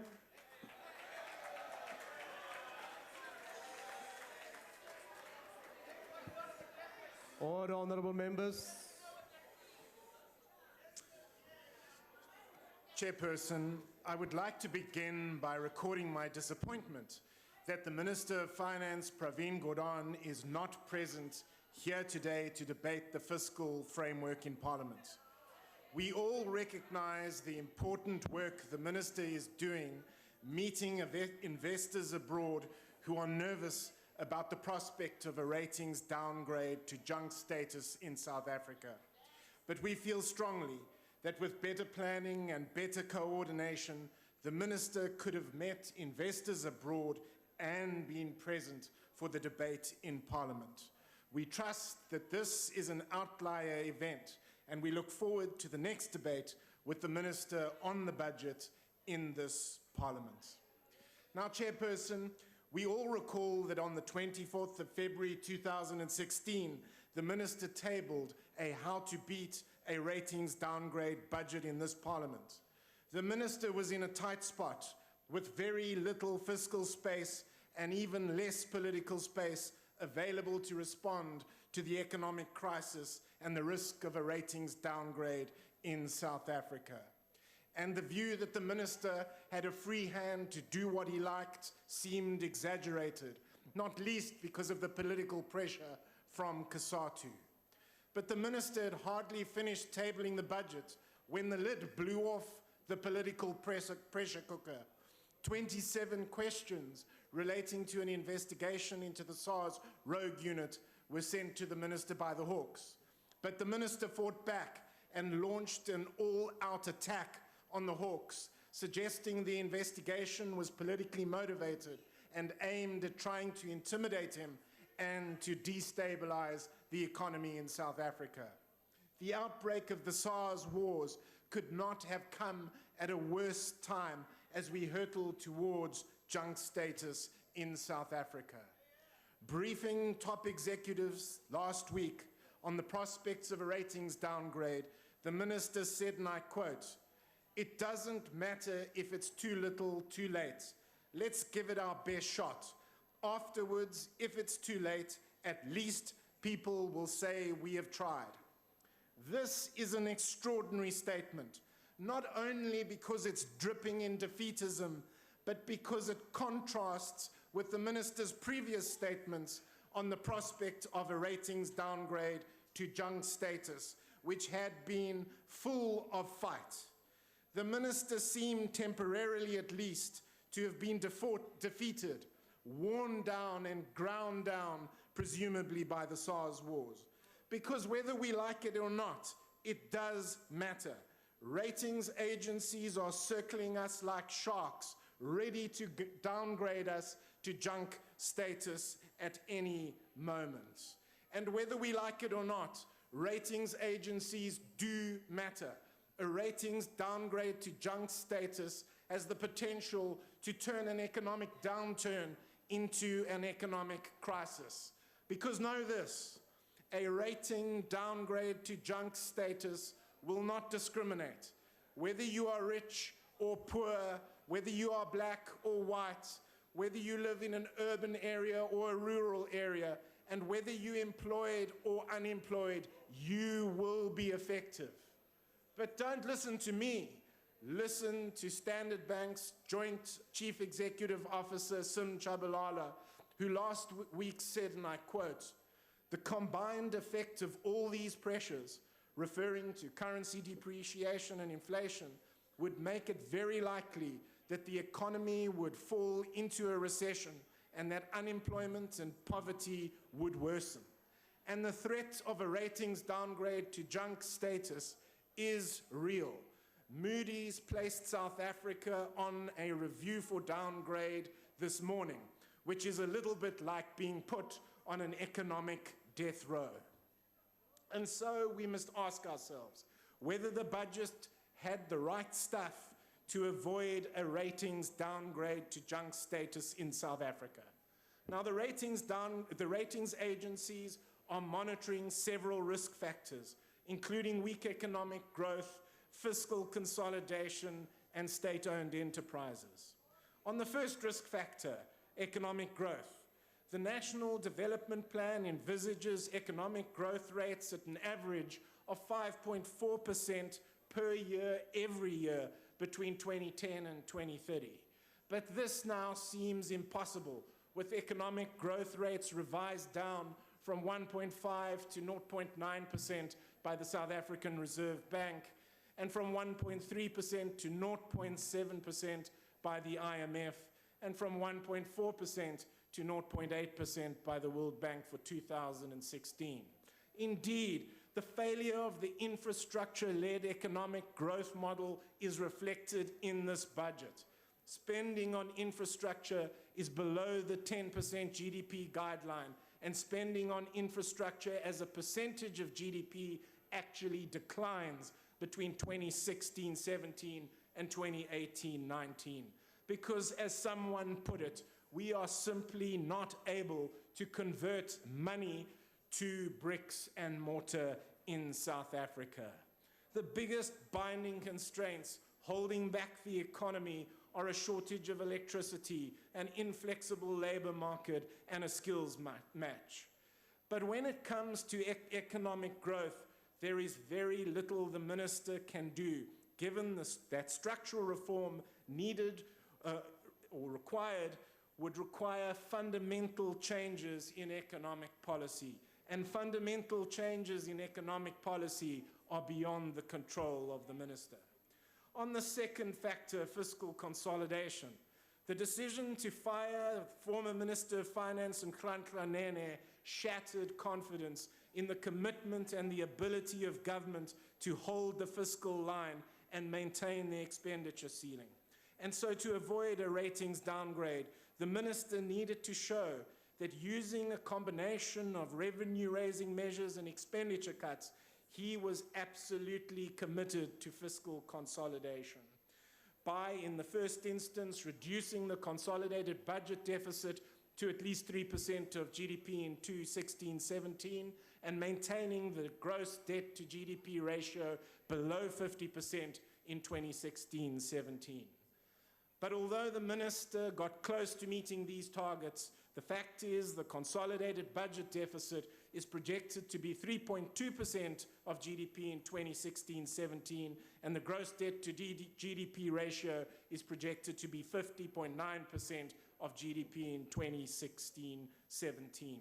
Gross loan debt is expected to rise to 2.23 trillion in 2016-17, and debt service costs are now the fastest growing expenditure item in the budget and are projected to be a staggering 147.7 billion in 2016-17, 161.9 billion in 2017-18, and 178.6 billion in 2018-19. What this means is that in 2016-17, this financial year, we will spend more on debt service costs than we will spend on policing, 87.5 billion, or higher education, 68.71 billion. And that is why we need real spending cuts rather than cost containment measures, which are important and do send the right fiscal signals, but amount to little more than fiscal spin. We need a comprehensive spending review aimed at identifying savings and eliminating wasteful expenditure in all three spheres of government in South Africa. The review would have to be conducted in record time over a period of 6 months and would have to be completed before the tabling of the medium-term budget policy statement in 2016. And on the third risk factor, state-owned enterprises, the minister announced that the findings of the Presidential Review Committee on State-Owned Enterprises would be implemented. There would be mergers, board strengthening, and private equity partners at South African Airways, and a payment in the amount of 5 billion would be withheld from Eskom. All this is welcome, but in the end, there are doubts whether the findings of the Presidential Review Committee will ever be implemented. In the end, the minister could not deliver on economic growth, more or less delivered on fiscal consolidation, and could not deliver on state-owned enterprises. And so it seems that the politics trumped the economics, and a ratings downgrade to junk status is now likely. And so, to borrow the minister's favorite phrase, what do we need to do differently to avoid a ratings downgrade to junk status in South Africa? The minister has been at pains to emphasize that government, business, and labor need a common purpose and must work together to avoid a junk status in South Africa. Indeed, the minister is not present here today precisely because he is abroad speaking to investors and demonstrating that government and business and labor have a common purpose, and are working together to avoid junk status. This is all important work, but let's be honest. The real problem is that government itself does not have a common purpose and is not working together to avoid junk status. We have the Minister of Finance, Praveen Gordhan, trying to implement the National Development Plan. But then we have the Minister of Economic Development, Ibrahim Patel, trying to implement the new growth path. We have the Minister of Finance saying we need intervention aimed at unleashing the private sector. But then we have the Minister of Economic Development doing his best to hold back the private sector and control the private sector through the Competition Commission. We have the Finance Minister trying to boost investor confidence. But then we have the Deputy Minister of Public Works, Jeremy Cronin, crushing investor confidence in South Africa. Get this, the day before the Minister of Finance tabled his how to beat a ratings downgrade budget, the Deputy Minister of Public Works passed his how to win a ratings downgrade expropriation bill. The one hand does not know what the other hand is doing in government. We have the Minister of Finance trying to boost savings in South Africa, but then we have Kasatu threatening to strike over retirement reform in South Africa. And of course, then we have the customary backpedaling, quivering, and eventual cave-in by government to Kasatu's demands. And that is not to mention the SARS wars. The truth is that to avoid a ratings downgrade to junk status in South Africa, government will have to take hard decisions to avoid junk status and then implement the hard decisions to avoid junk status. That is the only way we will avoid junk status in South Africa.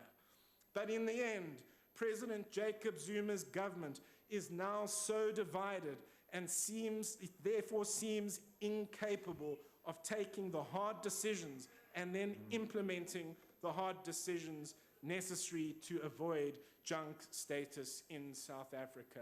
So in the end, if we are going to get the economics right in South Africa, and if we are going to give hope to the 8.3 million people who do not have jobs in South Africa, your time is now then we will expired. have to get the politics right in South Africa.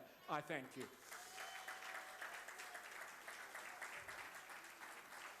The next speaker is the Honorable Mukause.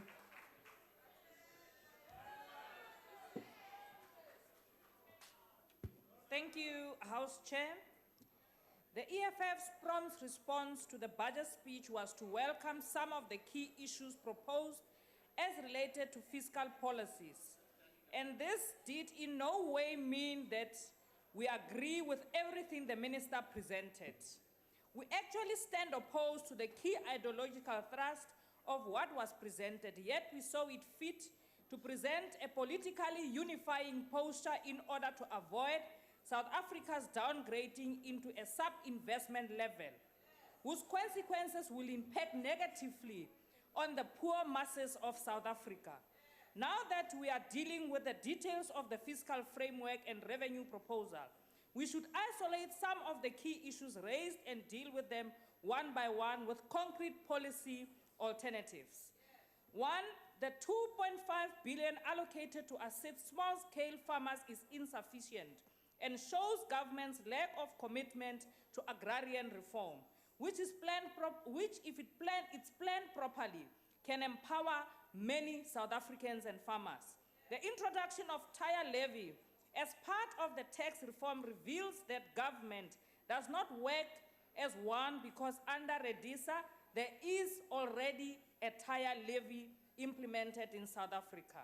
Furthermore, while it is clear that tax revenue continues to decline, mainly due to poor economic growth, even with the consideration of fiscal drag, people are already paying too much tax on top of increasing costs of living.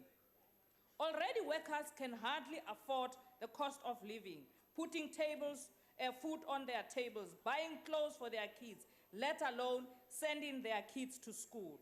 The commitment on addressing illicit financial flows, particularly base erosion, transfer pricing, profit shifting, should be welcomed on the basis that the minister says that now government will seriously consider the tax justice network and other progressive scholarly contribution instead of absolute reliance on the OECD, which we had said can't be trusted. The reluctance to introduce minimum wage reveals that the state does not understand the basic economics of minimum wage, which basically shows that it plays a transformative role. Going ahead with the nuclear energy option should be rejected with contempt because it's costly and potentially dangerous. Free quality education must become reality in South Africa. There is a need to review the equitable share formula. More money should be going to local government for capacity building. The current split must be the other way around. Municipalities must get more money instead of national and provincial government.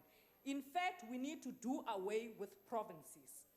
Lastly, Honorable House Speaker, the solution to South African economic crisis can only be resolved through replacement of the current political elite and vote into power the EFF, the only political party in South Africa that cares about the poor, the only political party in South Africa that will implement free and quality education, the only political party in South Africa that will give South Africans free health care services, the only political party in South Africa which will and which is respecting the rule of law. I thank you. The next speaker is the Honorable Nkomo.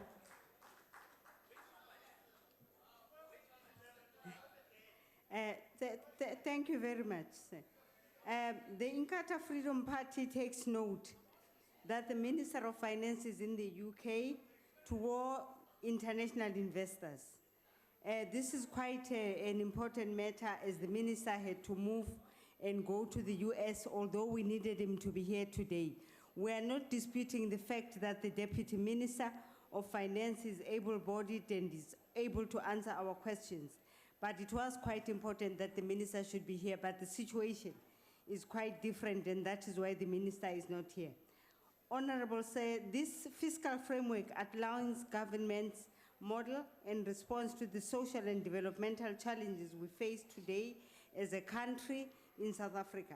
This model must not only stimulate economic growth, create jobs and infrastructure, but must also reduce poverty and inequality.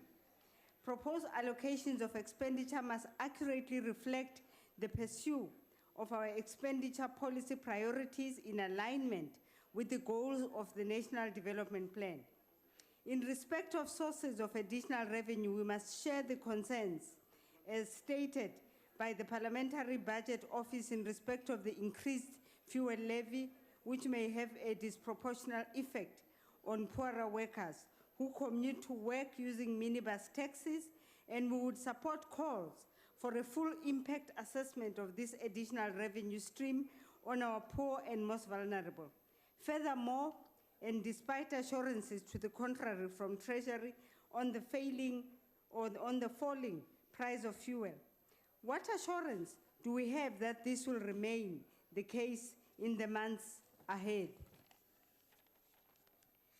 One other matter which is quite problematic to us as the IFP is the matter of fruitless, wasteful, and corrupt public management of expenditure.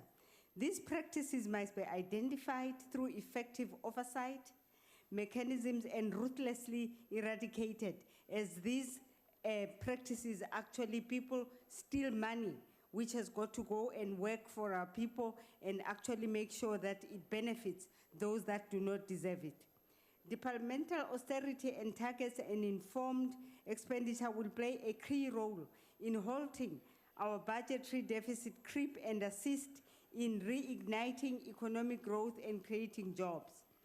In respect of taxation-related bills and amendments, we support calls for greater openness and transparency in public consultative processes. This will ensure public buy-in and avoid possible downstream challenges. SARS, as an institution, must also be beyond all reproach. This is vital, and in this respect, all uncertainties at the institutions are to be dealt with as a matter of agency by the Minister of Finance. Honorable Member, your time is up. I thank you. Thank you very much. Honorable Sheikh Imam. Thank you, Honorable House Chair. The National Freedom Party is encouraged by the tone and content of the fiscal framework and revenue proposals contained in the annual budget speech. In particular, we are pleased to note that the Honorable Minister of Finance seems to have the political backing to take tough action to rein in public spending and float notions such as addressing the challenges at South African Airways.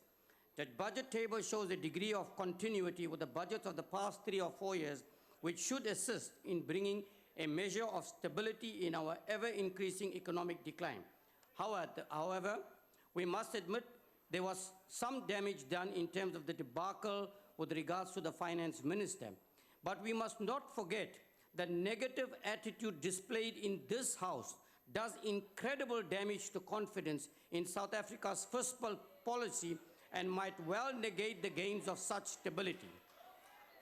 To rebuild credibility, the Honourable Minister will need to get the deficit lower and stabilize the ever-rising public debt burden faster, despite an even worse economic outlook. We welcome the projected additional 18 billion in tax collection, despite us having reservations about the impact of the so-called sugar tax unless the revenue generated from the sugar tax is directed to the Department of Health to address the challenges faced in respect of diabetes, obesity, and other related diseases. It is also unfortunate that a higher fuel levy has been announced because this will place an additional burden on lower income groups.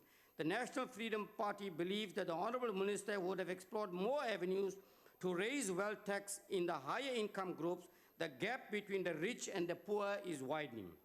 Honourable Chairman, let me commend the decision by government to introduce the sugar tax to protect our citizens rather than be motivated by profits at the expense of the poorest of the poor who are exposed to these diseases and cannot afford quality health care. On the expenditure side, the budget presented is essentially an austerity budget. The National Freedom Party, however, notes that the proposed cuts are focused on lowering the expenditure ceiling over the next 3 years rather than more immediate and tangible cuts in actual expenditure. Whilst we support the initiative to reduce short-term expenditure, we believe that more drastic steps could have been taken to introduce cost-cutting measures. The National Freedom Party proposes that government spending could be significantly reduced if the public payroll is addressed. Another consideration is to reduce government expenditure would be to give serious thought to privatization of state-owned entities which do not have a direct role to play in development, such as South Africa, unless a turnaround strategy is put in place with immediate effect to make the state-owned entities profitable. I thank you. Thank you, Honourable Member. Honourable Kwankwa. Honourable Shandu, I am looking at the time, so it wasn't more than 2 minutes. Thank you very much, Honourable House Chair. You see, over the past few weeks, we've actually dealt in detail with the issue around fiscal consolidation. And all we can say at this point in time is that the taste of the pudding will be in the eating. We'll be watching you very closely. Mr. Minister, remember, you've been threatening to consolidate fiscally since 2013. And I think only first was Nazimeko, Imeko, Yamegus, Sizawuni Jong. But Kumbula, Difuna Sikale Ngoshlob. If we are gone, one of the things that we did when we visited China last year was to seek ways in which we can rebalance trade between the two countries, right? Now, if you look at our exports and how our economy is struggling, we are born as a labor, as a natural resource, exports zethu ziyasufferisha because of what's happening in terms of demand for natural resources in the world. But it's the question that's for me, balance trade between our trading partners in general, because then there's an opportunity for us to actually move up the value chain. Minister, we want to, for instance, if we kumbula our constituency tonight, now, in one of the reports, a report here to actually assist Standing Committee on Finance, we highlighted an issue that was an input of the Parliamentary Budget Office, where they were citing a report or research UCT around the regressive nature of tax fuel levy. It affects the poor mainly. But put that together, lump it together with the levy on tires, which is Inja. Now it actually does the same thing, right? And if you look at, I think it's actually page 41 of the budget review, it gives a clear indication that the direction kahulumende uqaleshe ngokuyivet ukuthi ayinyuse kuyayibona imali iphelile. Xa uyijonga loo nto, if ujonga the items that have been zero rated ukuze sikhusele the poor, funeka sizibuze i-question into yoba are they comprehensive enough? Akho sidingo na soba songeze ezinye. Masenze uzekelo Mr. Minister Mbalula, for instance, xa uzawujonga isonke sibrown esikuthiwa umzekelo zero rated akubhatalwa VAT, all good and well, sizama ubakhusela abantu. But if uye eBhayi, if uye eMdantsane, if uya kwezinye iilokishi, i-English breakfast yethu ibhisto nesonke simhlophe. Ngaba sibakhusela abantu abamnyama nabahluphekileyo? The answer is an emphatic no.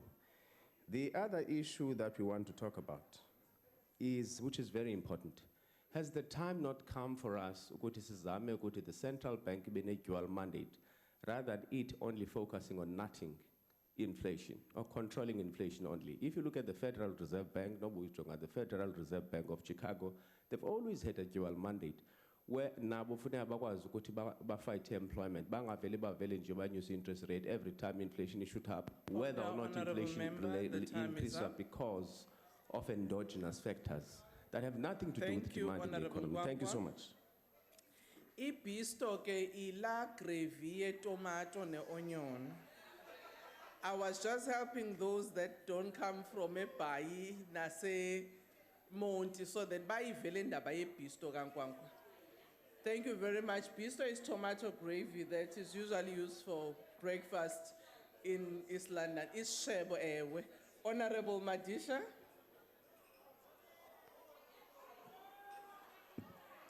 Thank you, Chair. The government is planning expenditure of 1.46 trillion. Revenue from taxes and other sources is expected to be 1.17 trillion. This will leave a massive shortfall of 288 billion. Where is this money going to come from? South Africa's macroeconomic outlook is not very good. Treasury maintains that our country must have a stable macroeconomic balance. That balance is very hard to achieve in the present economic climate. Consequently, revenue will fall behind expenditure. That will mean one of two things. One, more borrowing. Two, higher taxation. If South African government bonds are given junk status, borrowing will become more difficult and more expensive. With the national debt already standing at 1.2 trillion rand, the cost of servicing the debt quickly pushing towards 150 billion, further borrowing is going to be highly problematic. It will also be grossly unfair on all young people who will have to shoulder the burden of meeting the borrowing obligations. If government chooses the higher taxation route, members of parliament should study the report titled Demographic, Employment and Wage Trends in South Africa by Harun Borat and his colleagues from UCT. In 2009, there were 1.2 private sector employees for every state worker. As a result of the huge bureaucracy, 40% or 580 billion of the budget is being taken up in the remuneration of state workers. For government to carry this burden, Gavin Shait calculated that South Africa needed 10.6 million taxpayers. We have only 6 million taxpayers. Government needs to accept that it is just too big and just too expensive. For that reason, it is impossible to improve intergovernmental and sectoral resources. Furthermore, this is a horribly inefficient utilization of resources. In order to reinforce fiscal consolidation and fiscal sustainability, it is not only important to maintain the lower expenditure Order, ceilings, honorable but member, to your time is bite the bullet and downsize both cabinet and Honorable member, the your time is up. Thank other you. structures. Thank you. Honorable Mahlangu.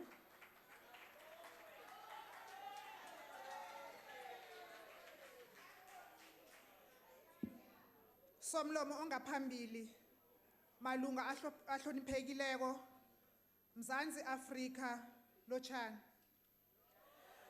For the ANC, the 2016 budget re-emphasized three fundamental aspects of economic theory that has been in existence over the past 22 years, that of financing of transformation imperatives, building a more inclusive economy, and budget management.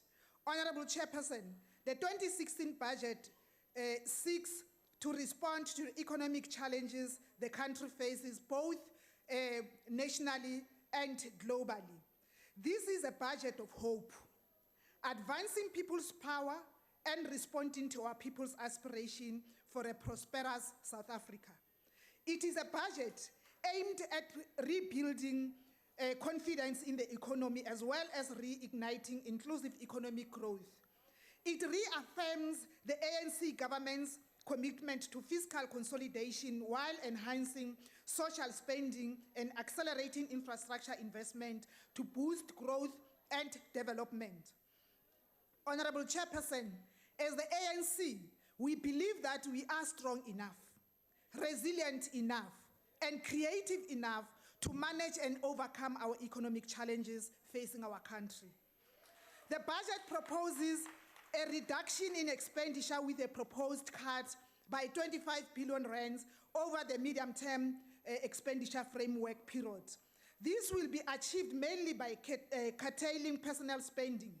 The ANC government further aims to reprioritize 31.8 billion rands over the next 3 financial years to meet the new spending needs without increasing total expenditure.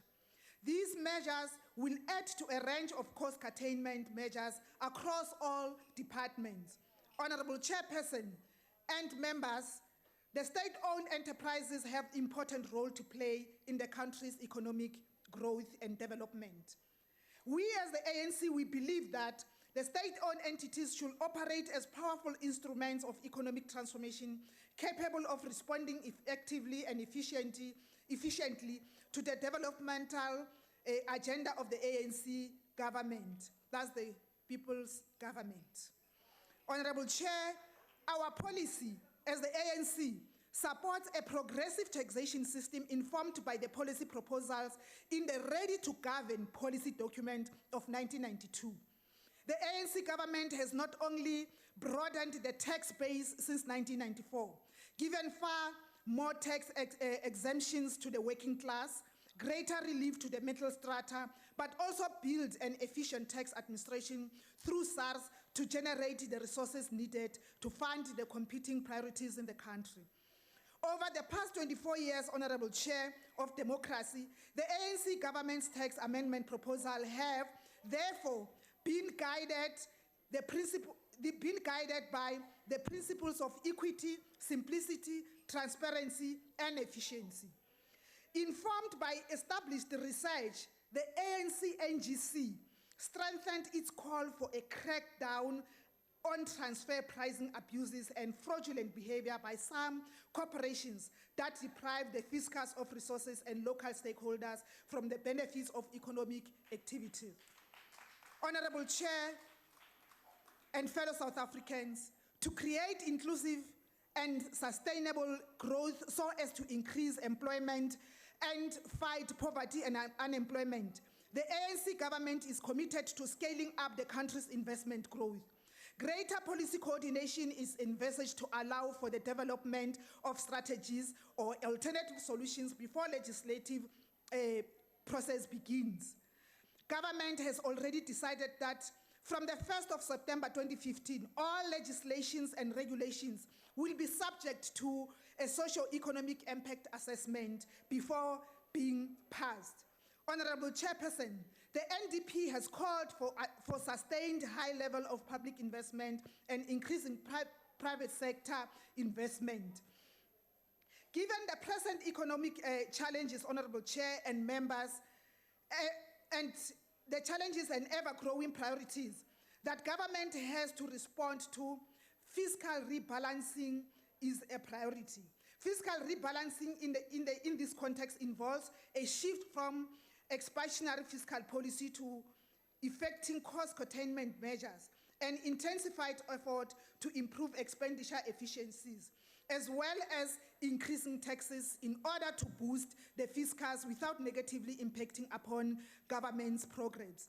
Fellow South Africans, honorable members, as the ANC, we believe that the budget has prioritized the most pressing challenges of our people and the priorities of the ANC government. Being the creation of the conducive, by creating the conducive environment for more jobs, decent work and sustainable livelihood, education and health, infrastructure development, service delivery and rural development, good governance and programmatic financial management. Honorable Chairperson, my fellow South Africans, we will, as the ANC, walk a tightrope. It's not going to be easy, but it's going to be worth the walk. At the end of the road, we shall all say, Monsipicha Bushiu, ke mo leboga go sele. Ga re tsebe bao ba fela go ba change dikhala. Rena re sa iswere, ga re tshwane le maobu, ga re nanye, ga re sepela ya tsamaya, ga e duma ya tsamaya. Re rena bjale ka ba vote. Ra itlama, black, green and gold. Thank you, Chairperson. Thank you, Honorable Member. Honorable Swart. Thank you, Chairperson. Chairperson, in arguably one of the most important and anticipated budget speeches since 1994, Finance Minister Pravin Gordhan has, in the ACDP's view, gone quite a long way to stimulate economic growth and restore investor confidence. The 2016 fiscal framework was drafted in particularly difficult circumstances, characterized by downward economic growth forecasts, both globally and domestically. Now, clearly the million or billion or trillion dollar question is whether it will avoid sovereign downgrades. But we need to take note that the speech was welcomed by many commentators, with the Financial Mail saying the minister showed his mettle and decisively steered South Africa away from the fiscal cliff. The question is also whether he will have the necessary support to implement his proposals, given the ongoing battles between SARS, him and the Hawks. He said in response to that letter, quote, that there is a group of people that are not interested in the economic stability of the country and the welfare of its people. It seems they are interested in disrupting institutions and destroying reputations. And we need to take note of this if we are to work together. And this, of course, followed the Secretary General of the ANC's statement that the letter was, quote, a well-calculated destabilization plan with all the elements of disinformation, falsehoods, and exaggerated facts. So whilst we're facing global storms, we've got to be so careful that we don't shoot ourselves in our own foot. So Minister Gordhan has forecast a strict fiscal consolidation path through downward revision of budget deficits to lower levels than previously forecast. This will require National Treasury to secure cooperation of departments across the board as it imposes an expenditure ceiling, lower and further cost-cutting measures. And of course, These projections are dependent on growth targets being met. This is not guaranteed, but we from the ACDP support these proposals. And we know that National Treasury, as we face this devastating drought, analysts have said that this weak economy could go into recession as rising economic imports feed into rising inflation. So we need to be vigilant of that. We need to be praying for rain in our nation, and we also need to be aware that we could be facing a recession. National Treasury assured committee members that there are possible interventions when economic growth is lower. These could be a further reduction of expenditure ceilings and additional revenue-raising proposals, which may be necessary. However, at the end of the day, we from the ACDP side believe that Minister Gordon succeeded to a large degree with a very difficult balancing act, given various pressures within that the nation is facing both domestically and globally. The true test will be whether the ratings agents are similarly satisfied. I thank you. Thank you, Honorable Member. Honorable Njaisa.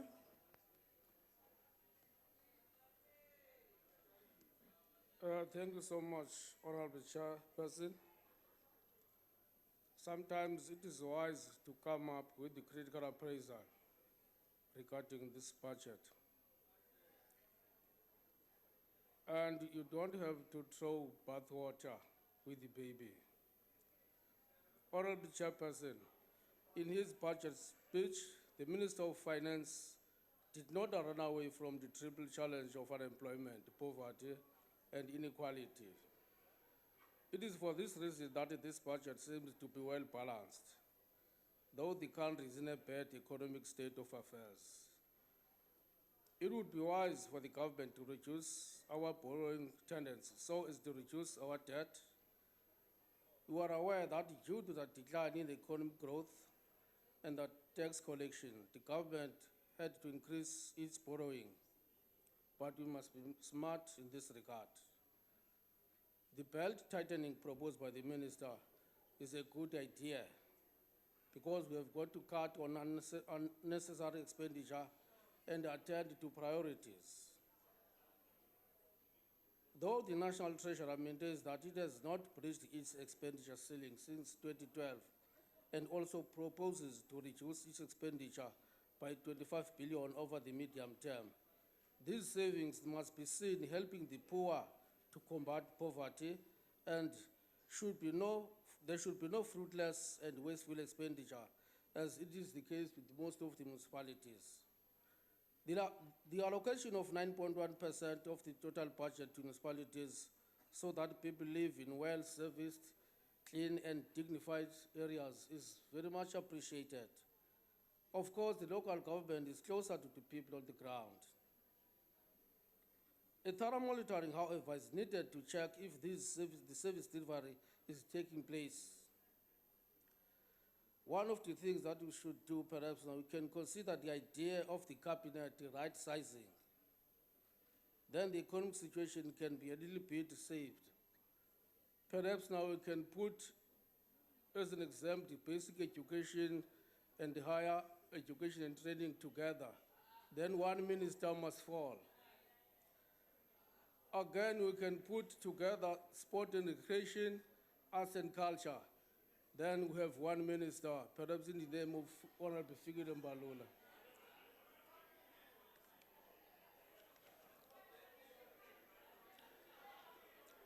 The big allocation to education is also appreciated because education is one of the forms of investments for our children.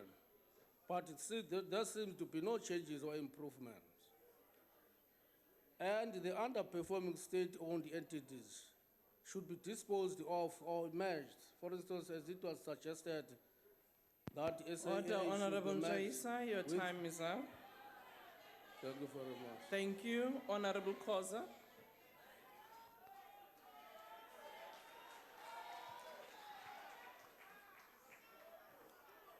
Thank you, Madam Chair. Madam Chair, allow me to invite Honorable David Maynard from Planet Gloom and Doom to Planet Hope and Real. We have a country to serve and prosper, we wish to align ourselves with fellow patriots like Johnny Clegg, who had this to say in a book co-authored by Jeffrey Herbst and Greg Mills. And I'm sure most members did receive that book because it was distributed for free, entitled How South Africa Works and Must Do Better, which is published in 2015. Johnny Clegg has this to say, open quote, "All things considered, we have done reasonably well over the past 21 years.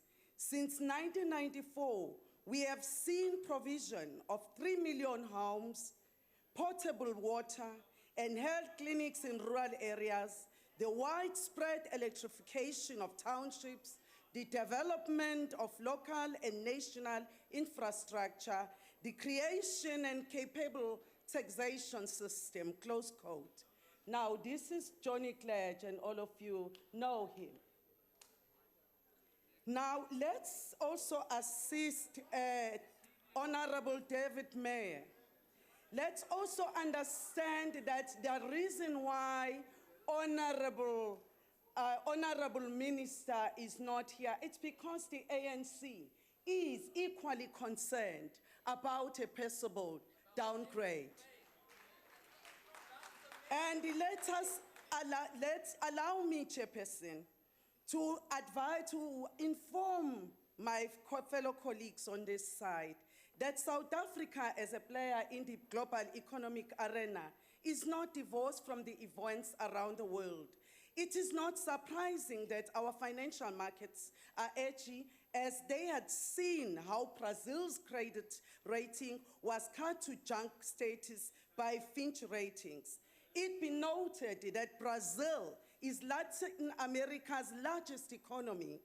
We know how this country is economically heading as it is heading towards its longest recession since the Great Depression of the 1930s. Ironically, South Africa is a major economy in the African continent and is also experiencing low growth. There are those who would want to apportion blame instead of focusing on dealing with the crisis at hand. And let me remind you what Nick Oppenheimer as well says. He says, if you don't utilize the crisis to your advantage, you are actually depriving members of your society prosperity. The ANC refuses to be sidetracked. It is for this specific reason that the ANC is uncompromising on its expenditure on education, which has been allocated 297 billion by this government. This is 1 billion rand a day on education. The ANC is forging ahead with ensuring that the allocated resources are spent consistently, qualitatively, as opposed to quantitatively. We've agreed, we've taken a conscious decision that now is the time for us to focus on quality rather than quantity. And let me tell you something. You may say whatever you want to say. You just have to listen because you have so much financial illiteracy. It's unbelievable.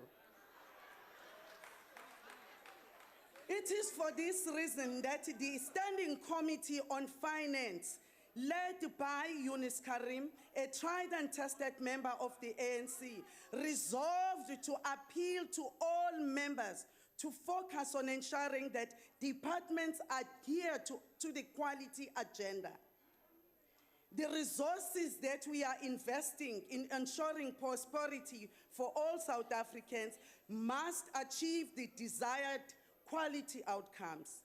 Productivity is central in our oversight performance. Rather than trying to score silly political points, let us demonstrate our commitment to eradicate racism, poverty, inequality, exclusion in all their manifestations as our economic growth and stability are threatened by these phenomena.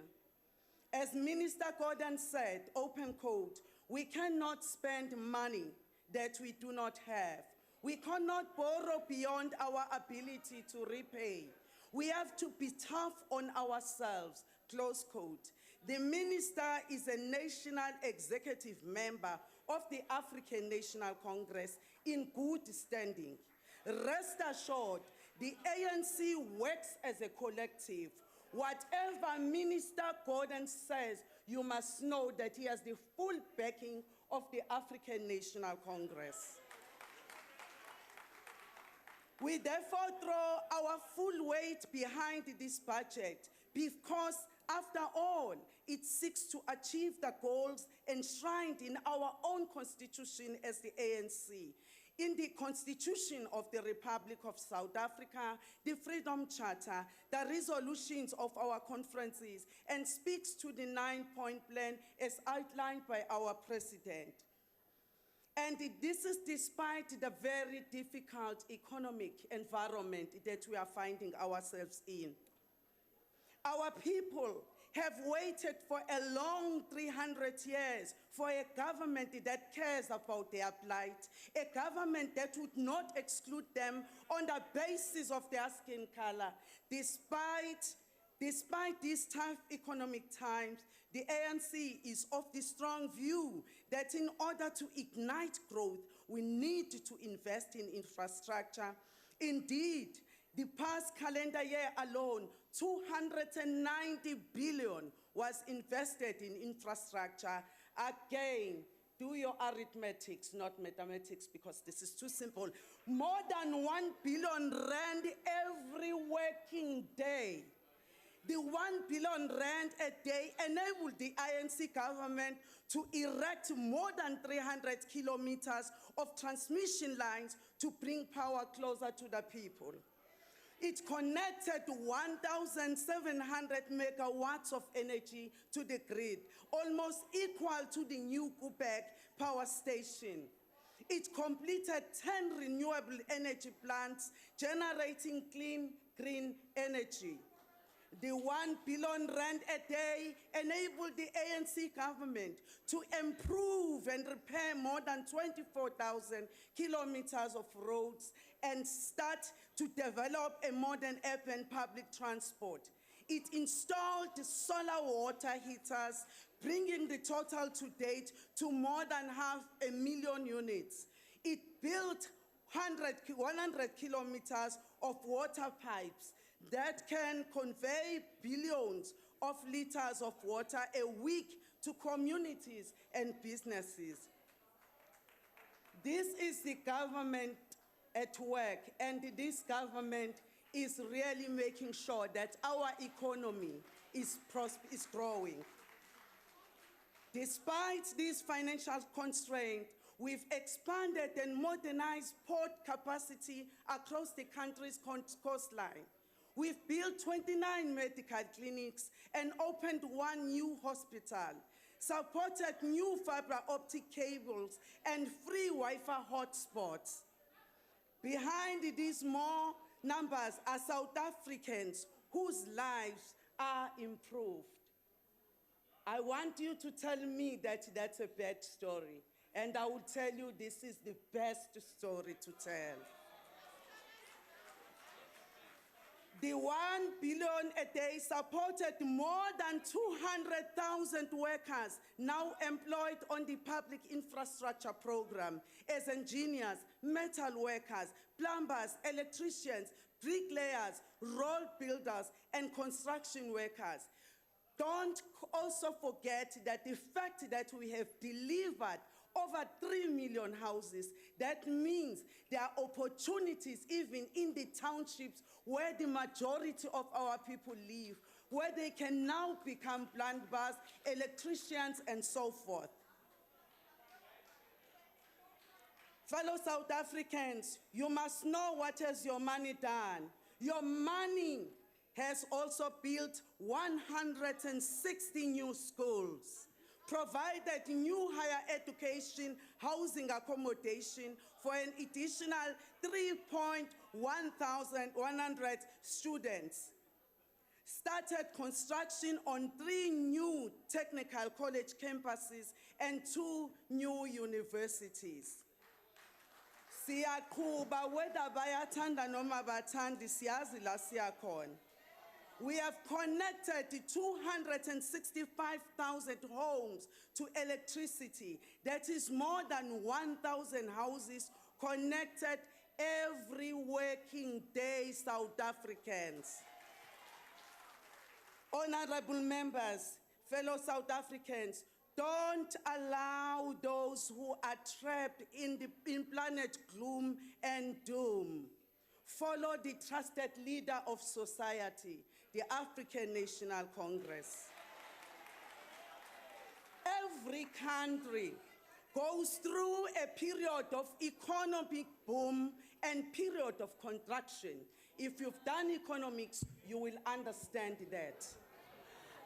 It is the latter period which tests one's strength. Order, honorable member. Honorable Koza, can you take your seat? Honorable Kawula. What's the point of order? Yebo, uyabona umhlonisho lento ayisho lapho. Angive ngiphatheka kambi ngoba abantu abanawo amanzi, amagiza angena abanye abantu abawatholanga. Ongayikhuluma into angayazi. Akozama ukuthi mayikhuluma amaqiniso ukuze kwazi ukuthi into zizolunga. Abantu ayikho lento ayishoyo. Mamukhawula ngicela uhlale phansi. Ingxoxo mpikiswano eqhubekayo uma unethuba uyokwazi nawe ukusebenzisa ithuba uphendule kumhlonishwa. Okwamanje naye usanethuba lakhe lokuthi abe kuvo lwakhe. Amaphuzu eyisiphakamiso kumele siwenze ngendlela efanele kodwa ngiyakuzwa ke njengokubeka kwakho kodwa akusilo iphuzu lesinqumo lokuthi ubeke iorder njengamanje ingxoxo mpikiswano loyiqala qhubeka lungehloniphekile Khoza.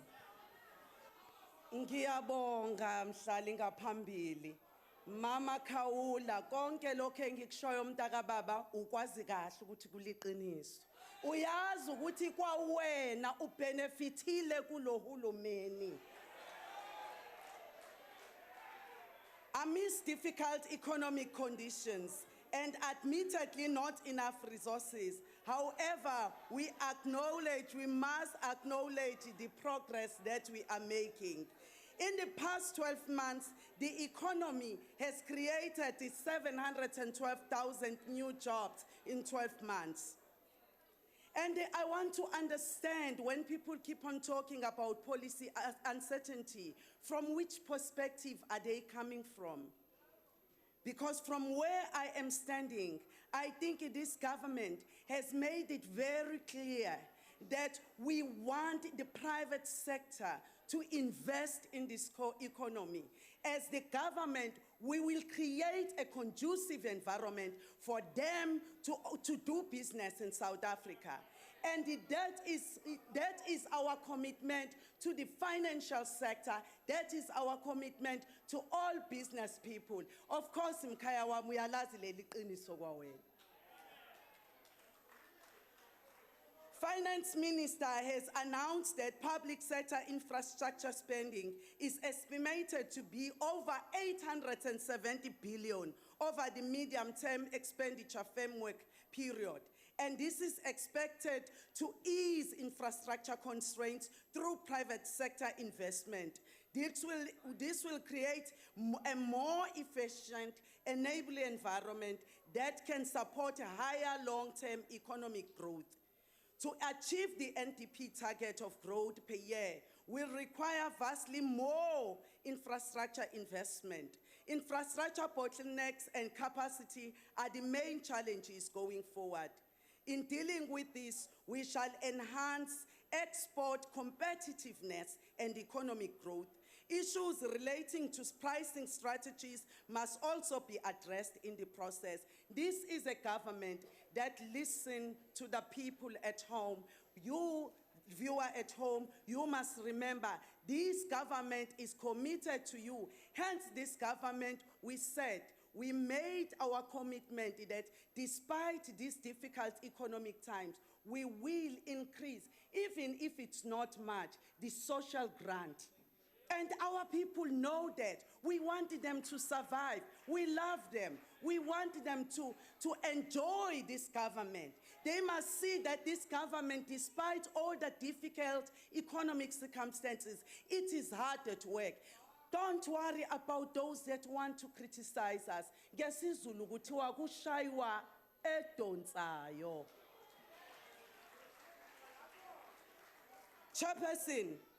Chairperson, the Department of Agriculture, because you see, we are a government that is an all-rounder. We are not narrow-minded. We focus on real stuff.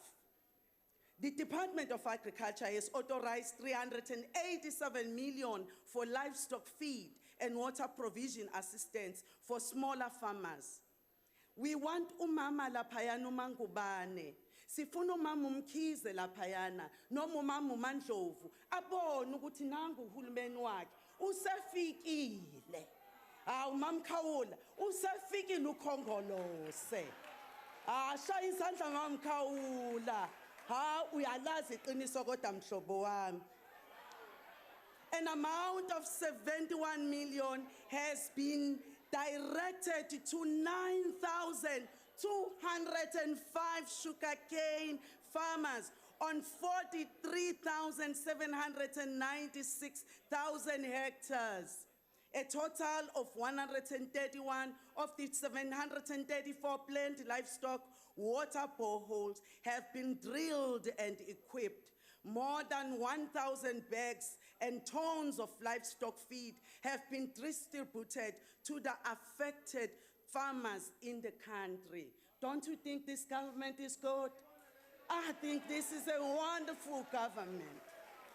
Please give a hand, give a clap, come on.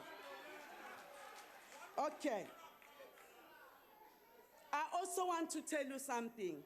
The nice thing about the ANC, njoba ngishilo ngathi kushawa edonsayo. Uyabona iANC kumnandi ukuba kuyona men because uyabona uyuthi ushawe kodwa ubone abantu besmile la endleleni. Ubone uthi hayi sesifikile. Hawu ngoba siyaqhubha. Uyayazi nawe lo ndaba.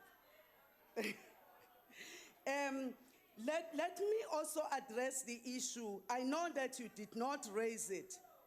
Let me address the issue of contingency reserve because it is a logical financial measure that weighs specific indicators in any given year and informs its increase or decrease. It keeps within overall fiscal framework and strategy. Contingency reserves allows for change in macroeconomics.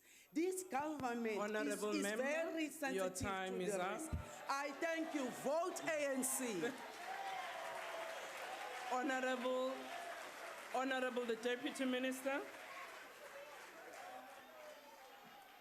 Order, honorable members, the Deputy Minister. Honorable Chairperson, honorable ministers and deputy ministers, honorable members, I would like to expound on few of the messages conveyed by Minister Gordhan in his budget speech. The fiscal framework underlying the budget speech strikes a fine balance between three key components: fiscal consolidation, inclusive growth, and building broader partnership for economic growth and development. Yesterday's announcement by Moody's rating agencies emphasizing how crucial it is for us to demonstrate how this balance is the best way to make South Africa more sustainable and attractive to investors. It also underlies the importance of us staying the course and meeting all the targets that we set for ourselves. Firstly, the budget speech made a strong and compelling case for fiscal consolidation. As the minister stated, I quote, "We cannot spend money we do not have. We cannot borrow beyond our ability to repay. Until we can ignite growth and generate more revenue, we have to be tough on ourselves." But first, I want to focus on areas where we're being tough. Where we're not being tough. We're not being tough on the poor. This is not an austerity budget in which social wage expenditure is cut. The budget is highly sensitive to the plight of our poorest and most vulnerable citizens. It recognizes the increased pressures that will be felt as a result of the weaker rand, the drought, and related rising food prices. In this budget, social spending on the poor is protected. To augment this, before June, government will be publishing the comprehensive social security paper to integrate and align all our social wage programs. We're not being tough on the economy. We continue to use infrastructure spending to stimulate economic activities.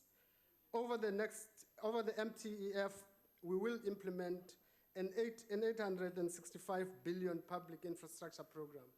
We'll use part of this to ensure that we encourage co-investment with the private sector. Our development finance agencies, IDC, Land Bank, and DBSA likewise are stepping up their programs to support the economy. We've also decided in this year's budget, probably contrary to popular expectation, not to be tough on the middle class, on the middle income earners and professionals. At least those who don't smoke and drink, I must add. We have provided for income tax relief of 5.5 billion for the poor and middle classes, despite the temptation and pressing need to increase revenue. We all feel the pinch of economic downturn, and decreased private consumption demand is not helpful at this point. We're also not being tough on funding new priorities in higher education, drought relief, and small businesses and many other areas. So where are we being tough? Firstly, we are being tough on government itself. We shall do more with less. A core component of our fiscal consolidation strategy is to limit exposure arising from low revenue growth. In this year's budget, we outline expenditure ceilings and deficit targets, cost containment measures, as well as stricter controls over government's wage bill, reducing compensation as a share of budget over the medium term. We all know wastage and inefficiency in the system, and we made it very clear, and there is commitment across government not to tolerate this. Together with the presidency, we're identifying areas of spending where we have less impact, and we'll be redirecting those funds to areas where there is higher impact. Centrally negotiated contracts with service providers will generate spending efficiencies within government. The automation of the tendering system will reduce the scope of corruption on both sides. We're also being tough on provinces and municipalities by asking them to spend more on priorities and spend better. To achieve this, we have increased proportionate allocations to conditional grants relative to equitable share allocations, where allocative decisions rest with those spheres of government. This will ensure better alignment of the budget with the priorities outlined in the NDP. We're also incentivizing allocations in areas where there is better spending and better impact. Here, the message is clear. Spend well with proven impact and you'll get more. We'll get tough on state-owned companies and entities, especially those with higher contingent liabilities. They should operate sustainably with minimal fiscal support. We will be reducing transfers for operating costs and will be streamlining the work of agencies to eradicate duplication with government departments. Lastly, we're getting tough on those who choose to live unhealthy lives, and in so doing become cost burden onto the system. This year, we've added sugar abusers to the usual suspects, the drinkers and smokers. Honorable members, the second broad theme I would want to pick on is that of inclusive growth. It is important upfront to state that we don't want inclusivity simply on ideological grounds or to keep some political constituency happy. We believe we will not transcend our low growth trap unless we find ways of integrating into the mainstream economy the high numbers of citizens and our youth in particular who currently sit on the margins of our economy. South Africa remains an enormously over-concentrated and unequal economy, unable to draw on the talents and creativity of all our human resources. We also remain structurally over-dependent on the extractive sector. The third area that we focus on is to build support and strengthen broad partnerships for inclusive growth. We are very clear that moving forward, we will sustain the collaboration and activities that bring together business, government, labor, and all other aspects of civil society. The roadshow by the minister is probably a case in point. The compact seeks to build our economic strengths. The minister outlined the strength and robustness of our institutions in South Africa, and we would want to protect and strengthen them further. There is no doubt that we are going through tough times. There are clear dangers we need to avoid, but we are not on the brink of collapse, as many would have us believe. Yes, we know it is an election year, but as elected leadership, we put the country above our narrow short-term political interests. Madam Chair, how do we talk about partnerships, collaboration, and compromise when we ourselves are divisive, destructive in our behavior in this House? What messages do we send to broader society? How can we expect the youth in universities or workers on strike to compromise and reconcile when we ourselves seem unable to? As leadership, surely we should demonstrate and set example of how we can move towards driving a national interest built around growing the economy and cohesive society that transcends party political divides. Growth in our economy depends on us accepting that there is more that unites us than divides us. I thank you. Order, thank you very much, Deputy Minister. Indeed, as Dr. Reverend Scala said, tough times never last, but tough people do. And I'm sure as this Parliament, we will prove that indeed as South Africans, we are tough enough, we will see this one through. Manje ke malunga hloniphekile. Sesifikelela esimeni la sizobheka lesi sinqumo esithi i-fiscal framework and revenue proposal kanye nomqulu we-report ye-standing committee se-finance siyawuvuma. Ngabe ukhona ophikayo?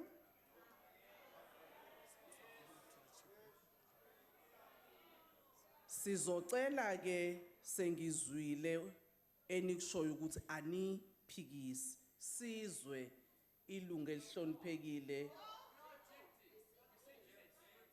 isekela likasosiswebu osasiphathele okwamanje unkosazana ilungu elihloniphekile udla kude ngizobuye ngibuye nginizwile.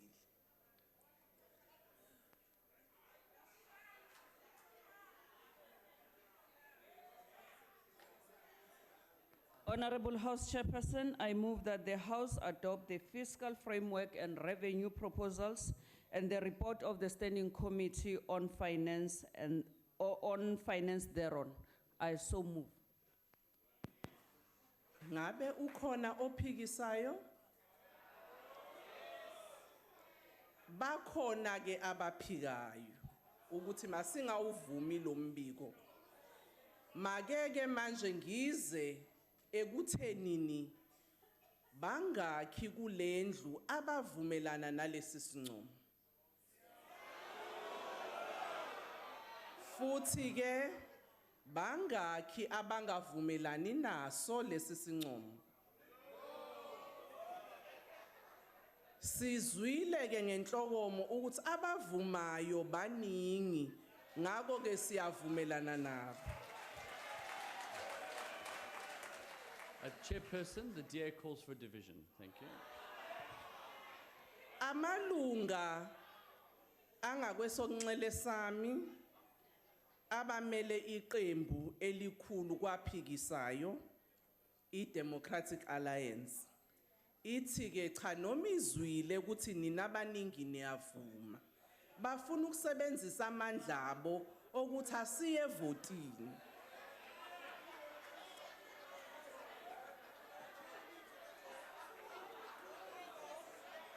The Democratic Alliance has called for a division. Cha bengisasebenzisa nje nami ilungelo lami lokuthi ngikhulume ngolimi likaMthaniya.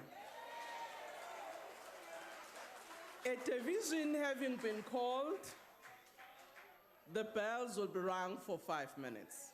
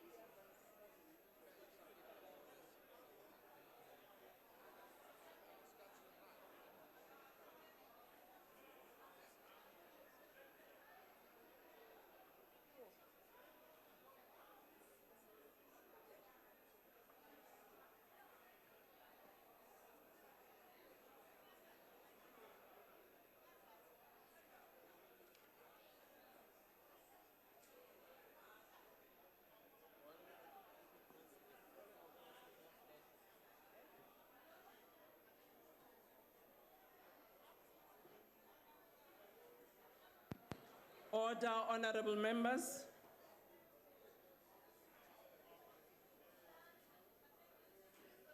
Order, honorable members. Before I call all of us to a vote, I just want to indicate that a matter has been brought to me that due to issues of linguistic diversity, a wrong impression might have been given on my summary in isiZulu, which might have affected other members negatively. Order, order, order. Honorable members, can you please take your seats? I just wanted to say, if that has happened, it was not meant. Can we now go back? Honorable Chair. Order, honorable member. Honorable Chair. Honorable member. Order, honorable Chair. Order, honorable member. Can I call an order, Chair? What is the point of order? The point of order, Chair, is that in South Africa we've got 11 languages. So, and there's also translation that also help us to also listen. Thank you very much. We mustn't be whole burden. Honorable member, that was considered. That is why I raised the matter of linguistic diversity.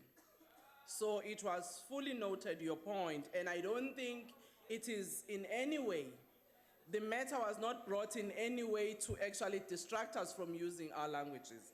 And let's close the matter. Lalela-ke lapho ngaphambili. Order. Uxolo kancane, ngicela bakithi nithule. Uyabona lento ikhombiswa khona ukusho ukuthi ubandlululo likakapheli la eSouth Africa. Ngoba ayikho ilanguage engavumelekile. And mabe nenkinga bahambe bafuna i-dictionary ka-Adams and Greeks. Order. Honorable member. Order, honorable members. Make khawula ngiyabonga njoba ngisho nje ukuthi cha lolu daba silizwile sizodlulisa.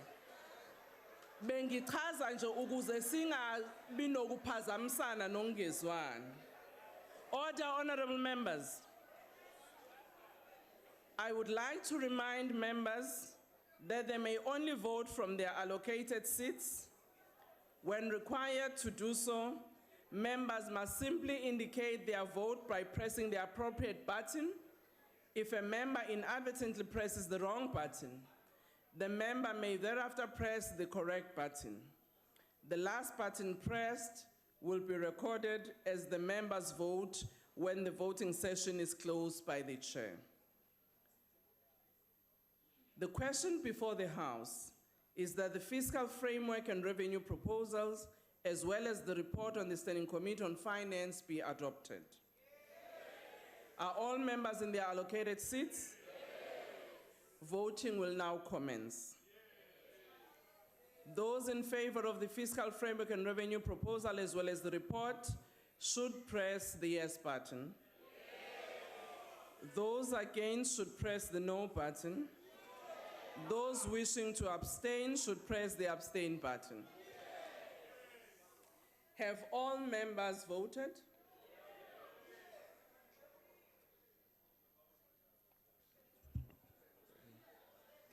Have all members voted? No. Can the whips assist us with those that have not been recorded?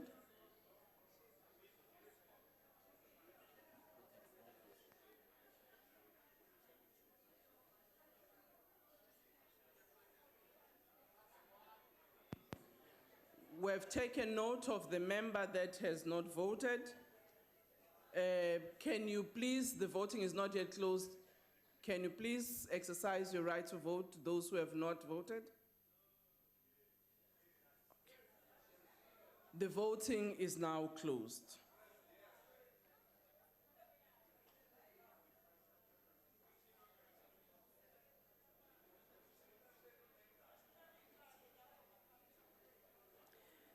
Isbalo albakazbali magekawo.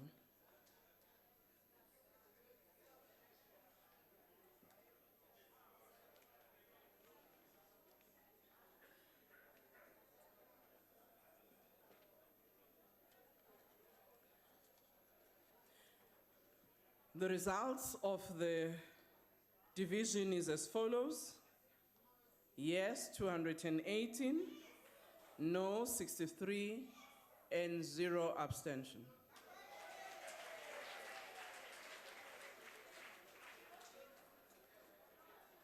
Therefore,